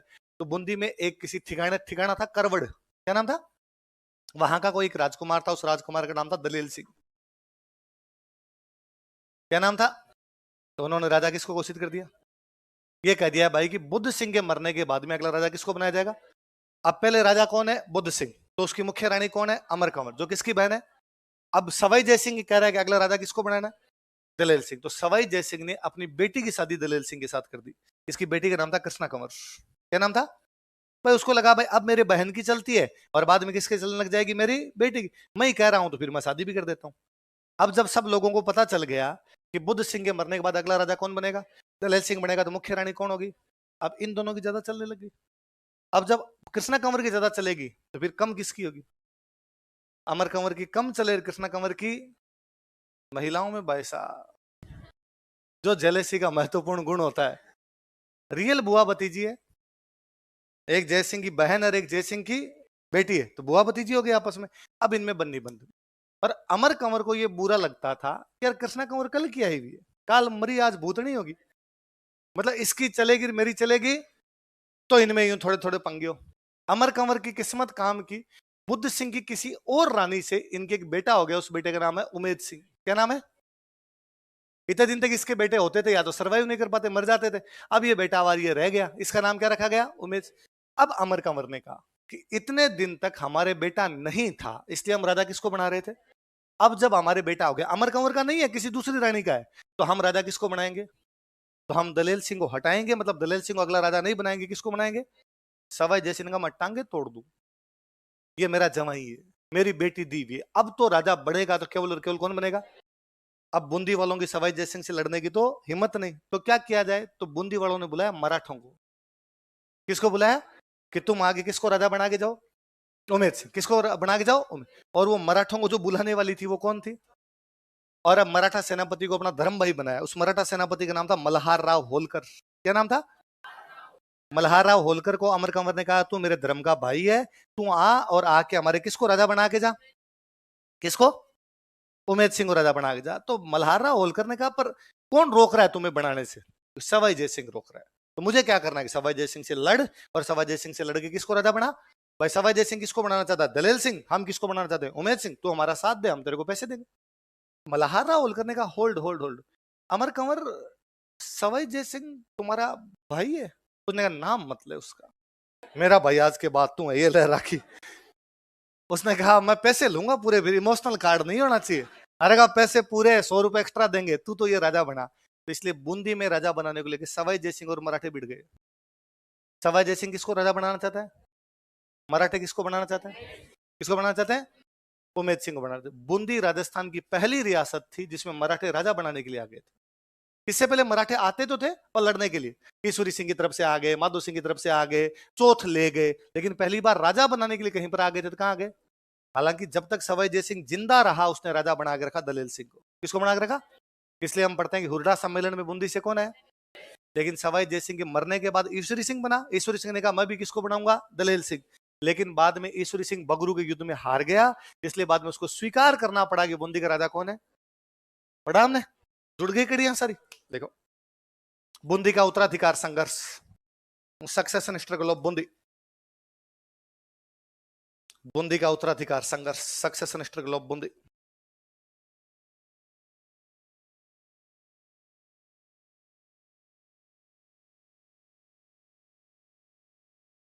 लिखो आगे, डेस लगा के लिखो। बुद्ध सिंह के दो पुत्रों में उत्तराधिकार संघर्ष हुआ। There was a succession struggle between two sons of Budh Singh. Budh Singh के दो पुत्रों में उत्तराधिकार संघर्ष हुआ। There was a succession struggle between two sons of Budh Singh. Budh Singh के दो पुत्रों में उत्तराधिकार संघर्ष हुआ। There was a succession struggle between two sons of Budh Singh.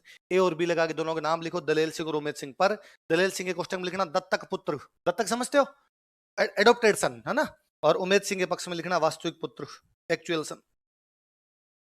Adopted सन और रियल सन, ये एक्चुअल सन। दत्तक पुत्र और वास्तविक पुत्र।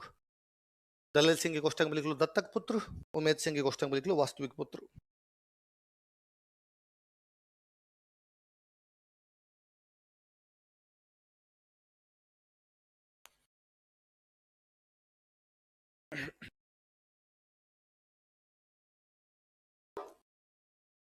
दत्तक पुत्र और वास्तविक पुत्र। तो किसको कौन तो दत्तक पुत्र है?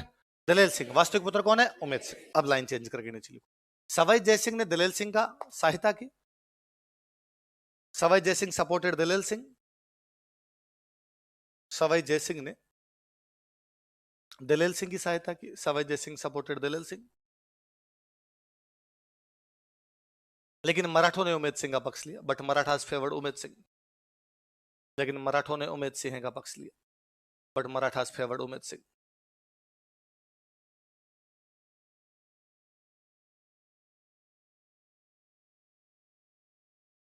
मराठों ने उमेद सिंह का पक्ष लिया, बट मराठास फेवर्ड उमेद सिंह।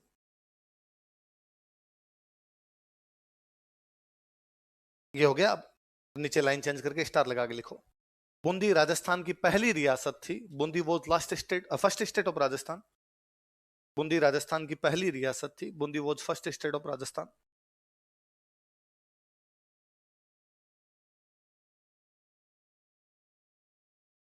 जिसकी आंतरिक राजनीति में मराठों ने हस्तक्षेप किया था। Whose internal politics was interfered by Marathas.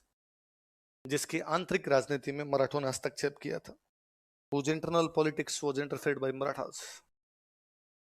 जिसकी आंतरिक राजनीति में मराठों ने हस्तक्षेप किया था। Whose internal politics was interfered by Marathas. जिसकी आंतरिक राजनीति में मराठों ने हस्तक्षेप किया था। देख लिया?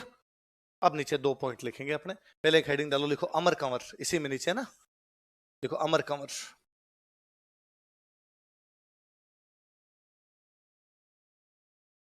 अमर कंवर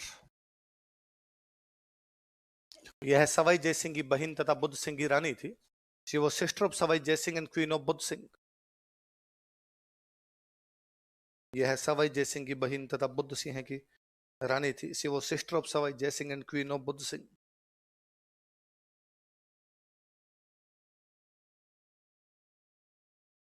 सवाई जयसिंह की बहन तथा बुद्ध सिंह की रानी थी। देखो, इसने उमेद सिंह के पक्ष में मराठा सेनापति मल्हार राव होलकर को बुलाया था। She invited Maratha commander Malhar Rao Holkar in favour of Umed Singh. इसने उमेद सिंह के पक्ष में मराठा सेनापति मल्हार राव होलकर को बुलाया था। She invited Maratha commander Malhar Rao Holkar in favour of Umed Singh. इसने उमेद सिंह के पक्ष में मराठा सेनापति मल्हार राव होलकर को बुलाया था। She invited Maratha commander Malhar Rao Holkar in favour of Umed Singh. Umed Singh के पक्ष में किसको बुलाया था? मराठा सेनापति। याद रह जाएगी बात। एक हेडिंग और डालो इसमें, लिख लो कृष्णा कंवर।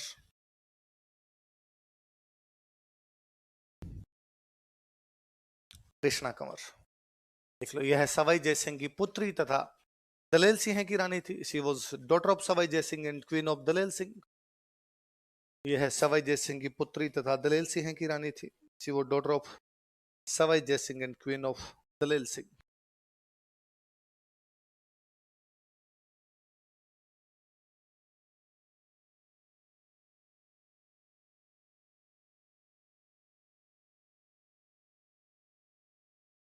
ठीक है, चलो अगला राजा लिख लो, विष्णु सिंह।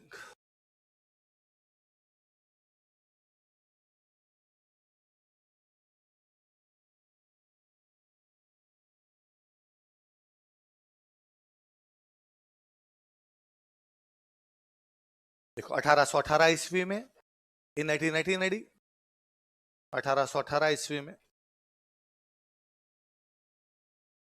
इन 1880 इसने अंग्रेजों के साथ ही कंक्लूडेड, इसने अंग्रेजों के साथ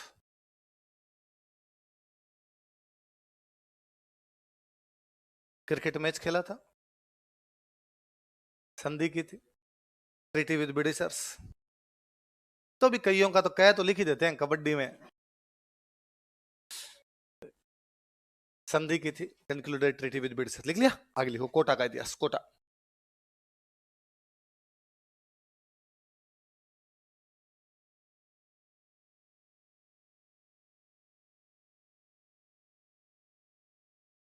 बूंदी में कौन सा वंश था? कौन सी ब्रांच थी? सेम। कोटा में कौन सा वंश है? चौहान। उनकी ब्रांच कौन सी है? आड़ा। बूंदी में भी आड़ा, कोटा में भी आड़ा, इसलिए पूरा इलाका कहलाया हाड़ोती। पूरा इलाका क्या कहलाया? तो कोटा बूंदी का इलाका क्या कहलाता है राजस्थान में? हाड़ोती, क्योंकि वहां पे किसका राज रहा था? हाड़ाओं का, जो कि कौन से वंश के थे? चौहान। लिखो, कोटा में चौहान वंश की हाड़ा शाखा का शासन था। Hada branch of Chauhan dynasty ruled over Kota.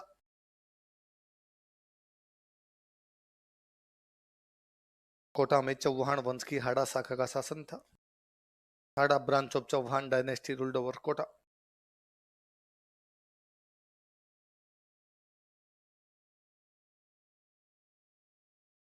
पहला बंदा लिखो, माधो सिंह।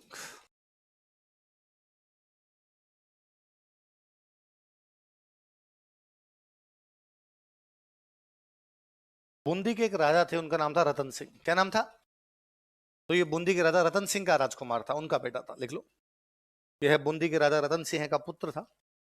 वो son of Bundi king Ratan Singh.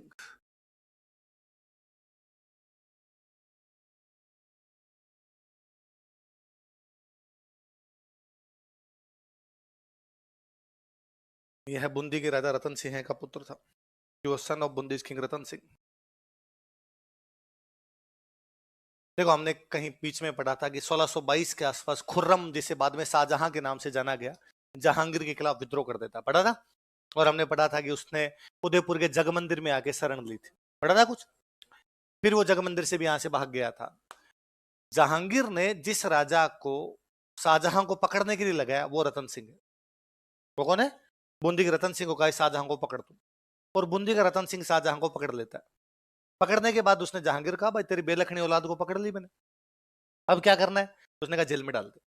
तो रतन सिंह ने शाहजहां को किस में डाल दिया? जेल। और अपने एक बेटे की ड्यूटी लगा दी कि तू ध्यान रखेगा इसका। उस बेटे का नाम था हरि सिंह। क्या नाम था?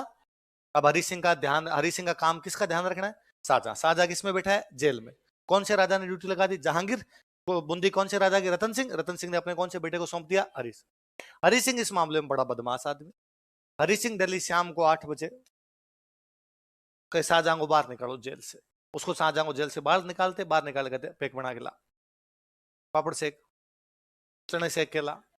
और बेचारे शाहजहां को जब तक वो रात को सोता नहीं खड़ा रहे, शाहजहां बेटा खड़ा रहता वहां पे। एक दिन शाहजहां को गुस्सा आया और शाहजहां ने कहा कि यार ये क्या तरीका है, मैं शहजादा हूं, मैं प्रिंस हूं, मुगल बादशाह का बेटा हूं, और तुम मेरे से पापड़ कैसे सिखवा सकता है? ठीक है जेल में बंद है तो है, पर ऐसे काम कैसे करवा सकता है? उसने कहा अच्छा तुम प्रिंस है? उसने कहा घुंघरू लाओ रे। उसने शाहजहां के घुंघरू बांधे और कहा नाच, पूरी रात नाचेगा, तेरी एडियां जब तक चलेगी तब तक जान है, वरना गोली मार दूंगा मैं। शाहजहां बाबड़ा पूरी रात नाचा और बीच में शाहजहां ने कोई बोलने की कोशिश की तो उसने कुटा शाहजहां को, नाक तोड़ दी उसकी। अब शाहजहां को जेल में डाल दिया। सुबह रतन सिंह बूंदी का जो राजा है शाहजहां से मिलने के लिए आया, तो उसकी नाक से यूं खून बह रहा, सूजा हुआ मुंह उसका।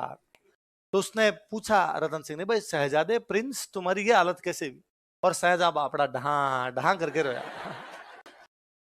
उसने कहा भाई साहब ये डाकी किसकी पोस्टिंग लगा दी, ये पीटता है मेरे को, सारी रात मेरे को नचाता है, रात एडियां दुख गई मेरी नाच नाच के। तो रतन सिंह को लगा कि ना यार ये तरीका गलत है। अपने को जहांगीर ने कहा था शाहजहां को जेल में डालना है, अपना काम इतना ही है। फिर जहांगीर जो जाने, मारे तो मारे, छोड़े तो छोड़े। कल को जहांगीर शाहजहां में संधि हो गई, अपने फालतू में पिस जाएंगे, कहेंगे भाई ये बाप बेटे एक तरफ हो जाएंगे, अपने को फालतू में कहेंगे। तो उन्होंने हरि सिंह की पोस्टिंग हटा दी और अपने दूसरे बेटे की पोस्टिंग कर दी माधो सिंह। किसी कर दी? माधो सिंह इस मामले में इंटेलिजेंट। शाम को 8 बजे 2 पैक बनाए, एक खुद का और एक शाहजहां का। शाहजहां बड़ा राजी रहता बेचारा, लिटिल लिटिल शाम को लगा लिया करता शाहजहां। तो शाहजहां ने बाद में माधो सिंह को कहा कि माधो सिंह नहीं जानता मैं जेल में जिंदा रहूंगा कि मर जाऊंगा, हो सकता है मेरा बाप मुझे जेल में ही मार दे, पर अगर मैं जिंदा रहा और यदि मेरे अच्छे दिन आए तो बहुत सुखी रहेगा। उसके अच्छे दिन आए, जहांगीर मरता है, जहांगीर के मरने के बाद शाहजहां अपने सारे भाइयों को मारता है और मार के शाहजहां बन जाता है बादशाह। जब वो बादशाह बना तो उसके दिमाग में था कि मेरे को जेल में कोई ढंग से रखता था तो कौन था, इसलिए उसने बूंदी का राजा कौन है? रतन सिंह। उसने रतन सिंह जी को कहा कि रतन सिंह जी ये बूंदी है आपकी, आप यहाँ के राजा हो, पर मैं कोटा को अलग करता हूँ और कोटा का राजा किसको बनाता हूँ? इसलिए 1631 में शाहजहां एक नई रियासत क्रिएट करता है, और रियासत कौन सी थी? कोटा। और यहाँ का राजा किसको बना देता है?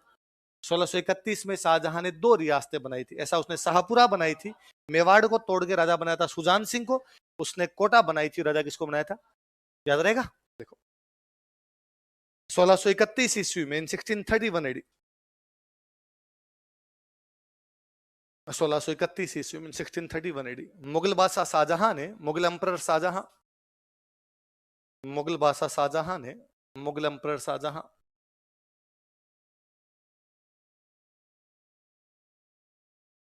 मुगल बादशाह शाहजहां ने इसे कोटा का स्वतंत्र राजा घोषित कर दिया था। Declared him independent king of Kota. इसे कोटा का स्वतंत्र राजा घोषित कर दिया था। Declared him independent king of Kota.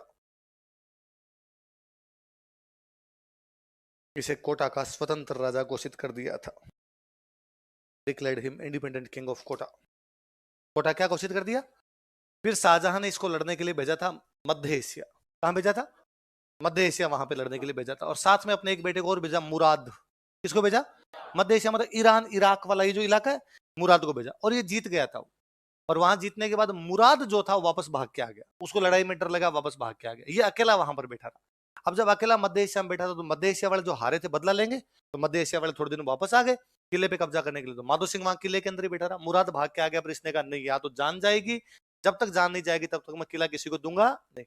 पर माधो सिंह जब वहां गिरने लगा तो माधो सिंह शाहजहां को मैसेज करता है। शाहजहां कहता है कि शाहजहां तूने हमें भेजा था यहाँ पे तेरे बेटे मुराद के साथ, वो तो नाम मुराद निकला और वो तो यहाँ से भाग गया, पर मैं किले में बैठा हूँ। यदि तू ऑर्डर दे किले में रहना तो मैं मर जाऊंगा, लेकिन किला छोड़ूंगा नहीं। पर स्थिति अपनी खराब है, तू कहे तो हम किला खाली कर सकते हैं, तू कहेगा तो हम किले में रह लेंगे। शाहजहां बड़ा राजी होता है, उसको लगता है यार कोई आदमी जान देने के लिए तैयार है कि मैं किला नहीं छोड़ के आऊंगा। फिर शाहजहां अपने एक दूसरे बेटे को यहाँ से भेजता है कि जाओ माधो सिंह की सहायता करो। वो बेटा है औरंगजेब। कौन है? औरंगजेब को यहाँ से भेजता है और औरंगजेब को साथ में घोड़ा देता है कि घोड़ा मेरी तरफ से माधो सिंह को गिफ्ट में देना। उस घोड़े का नाम था बाद रफ्तार। क्या नाम था? हवा की रफ्तार से दौड़ने वाला घोड़ा था, इसलिए घोड़े का नाम क्या है? बाद रफ्तार। क्या जीतने की वजह से बाद रफ्तार दिया गया? मध्य एशिया। क्या जीतने के बाद? देखो, मध्य एशिया अभियान की सफलता के बाद, after success of middle Asia campaign या सेंट्रल एशिया कैंपेन, मध्य एशिया अभियान की सफलता के बाद, after success of central Asia campaign, मध्य एशिया अभियान की सफलता के बाद, after success of central Asia campaign,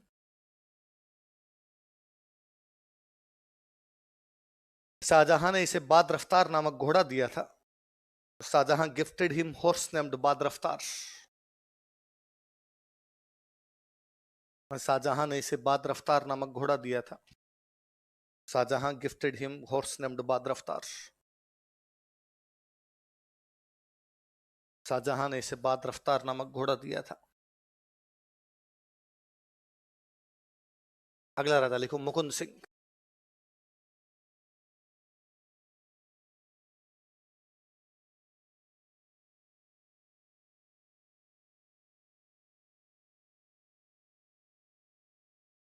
अगला राजा कौन है? मुकुंद सिंह। मुकुंद सिंह एक तो कोटा में एक महल बनवाता है, अबली मीणी का महल। कौन सा बनवाता है? लिख लो। इसने कोटा में अबली मीणी का महल बनवाया था। He built Abli Meeni palace at Kota. इसने कोटा में अबली मीणी का महल बनवाया था। He built Abli Meeni palace at Kota.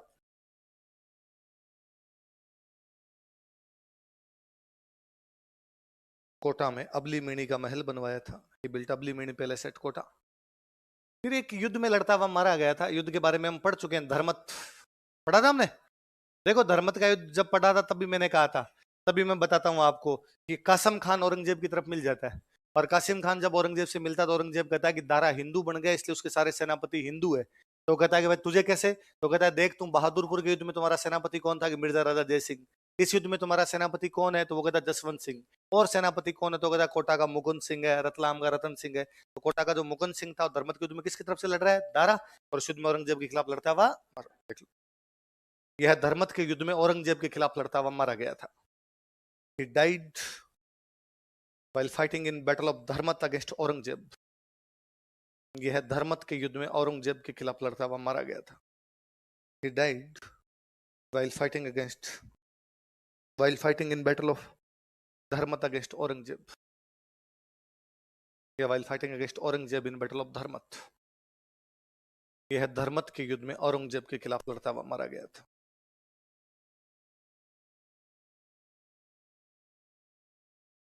अगला राजा लिखो भीम सिंह।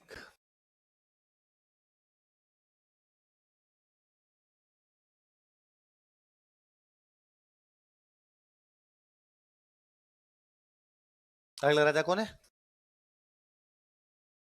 एक तो ये एक संप्रदाय को बड़ा मानता था, उस संप्रदाय का नाम था वल्लभ। कौन सा संप्रदाय था? पर इससे पहले में एक बात होती थी। कोटा का राजा कौन है? भीम सिंह। इस टाइम बूंदी का राजा था, उसका नाम था बुद्ध सिंह। क्या नाम था? बूंदी के राजा का नाम क्या है? बुद्ध। अभी जो अपने बुद्ध सिंह पढ़ रहे थे जिसके दो बेटों में उत्तराधिकार संघर्ष हुआ था, बुद्ध सिंह के टाइम में जयपुर का राजा कौन है? सवाई जय सिंह। मुगल बादशाह उस टाइम हुआ करता, उस मुगल बादशाह का नाम था फर्रुख शेर। क्या नाम था? तो मुगल बादशाह तो कौन है?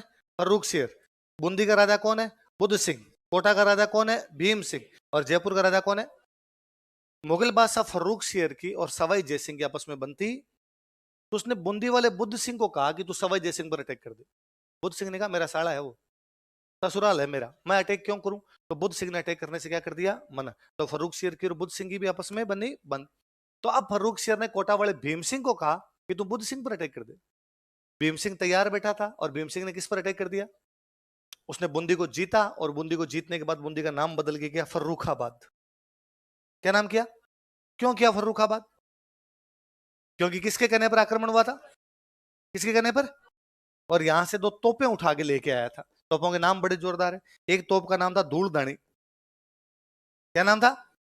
इधर पश्चिमी राजस्थान के अंदर कोई भयंकर बेइज्जती होती है, उसको कहते हैं कि धूल धनी होगी, चारों तरफ मिट्टी मिट्टी होगी, कुछ भी बचा इज्जत के अंदर नहीं, कांकरे ही हो गए पूरे एकदम। एक का नाम था कड़क बिजली। क्या नाम था? तोप उतनी कड़क है जितनी कड़क क्या होती है। तो दो कौन कौन सी तोपें लेके गया था? कहां से? बूंदी के कौन से राजा को हराया और बूंदी का नाम बदल के फर्रुखाबादी क्यों किया? फर्रुखसियर राजी हुआ और फर्रुखसियर ने इसको एक किला गिफ्ट में दिया था, शेरगढ़। कौन सा किला दिया? 12 जिले के अंदर एक किला पड़ता है, कौन सा किला है ये? किसको गिफ्ट में मिला? किसको? भीम सिंह। किसने दिया? क्योंकि उसने फर्रुखसियर के कहने पर कहां कब्जा किया था। भले बड़ी बात। देखो, मुगल बादशाह फर्रुखसियर के कहने पर, on advice of Mughal emperor Farrukhsiyar, वही वही वही वही लिख लेते। मुगल बादशाह फर्रुखसियर के कहने पर, on advice of Mughal emperor Farrukhsiyar, इसने बूंदी के राजा बुद्ध सिंह को हराया। He defeated Bundi's king Buddha Singh. इसने बूंदी के राजा बुद्ध सिंह को हराया। He defeated Bundi's king Buddha Singh. Bundi के राजा बुद्ध सिंह को हराया। He defeated Bundi's king Buddha Singh.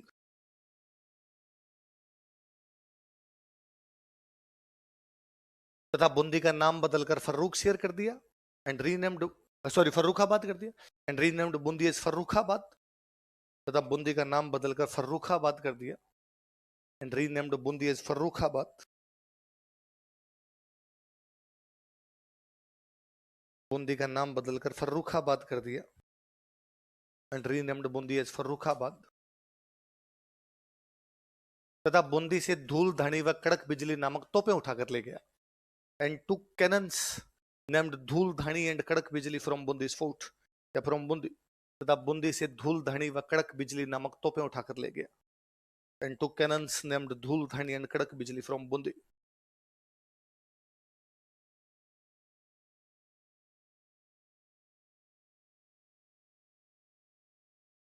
तथा बूंदी से धूल धनी व कड़क बिजली नामक तोपें उठाकर ले गया एंड टू कैनन्स नेम्ड धूल धनी एंड कड़क बिजली फ्रॉम बूंदी। लाइन चेंज करके लिखो।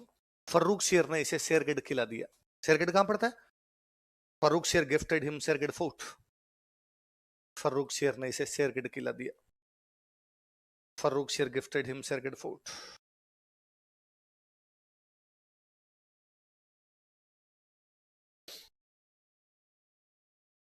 फर्रुखसियर ने कौन सा किला दिया? अब आप लाइन चेंज करके लिखना। एक बात तो ये होगी, ये कौन से संप्रदाय को मानने वाला था? वल्लभ। कौन से? लिखो, यह है वल्लभ संप्रदाय का अनुयायी था। He was follower of Vallabh sect या disciple of Vallabh sect. He was disciple of Vallabh sect. यह है वल्लभ संप्रदाय का अनुयायी था। He was disciple of Vallabh sect. यह वल्लभ संप्रदाय का अनुयायी था। हमने पढ़ा था किशनगढ़ वाला सावंत सिंह वल्लभ संप्रदाय का अनुयायी था, इसलिए नाम बदल के कर लिया था नागरीदास। क्या कर लिया था? वल्लभ संप्रदाय वाले कौन से भगवान को मानते हैं? कृष्ण। इसलिए इसने खुद का नाम बदल कर लिया कृष्णदास। क्या कर लिया? लिख लो, इसने खुद का नाम बदलकर कृष्णदास कर लिया था। He changed his name as Krishnadas. इसने स्वयं का नाम बदलकर कृष्णदास कर लिया था। He changed his name as Krishnadas.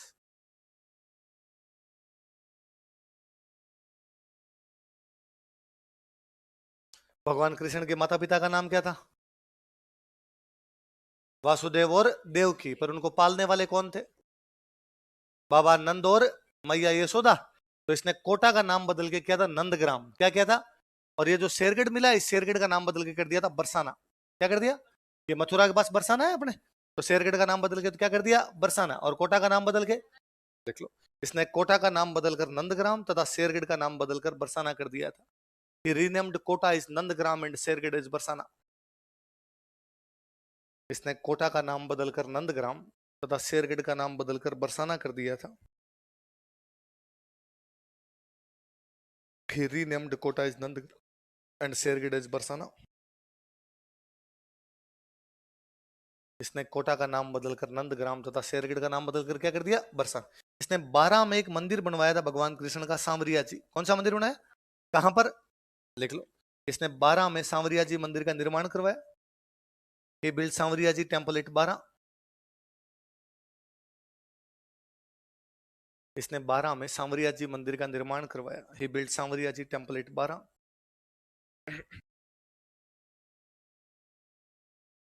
इसने 12 में सांवरिया जी मंदिर का निर्माण करवाया। He build Sanwariya ji temple at 12। 12 में कौन सा मंदिर बनवाया? चलो बाकी कल पढ़े।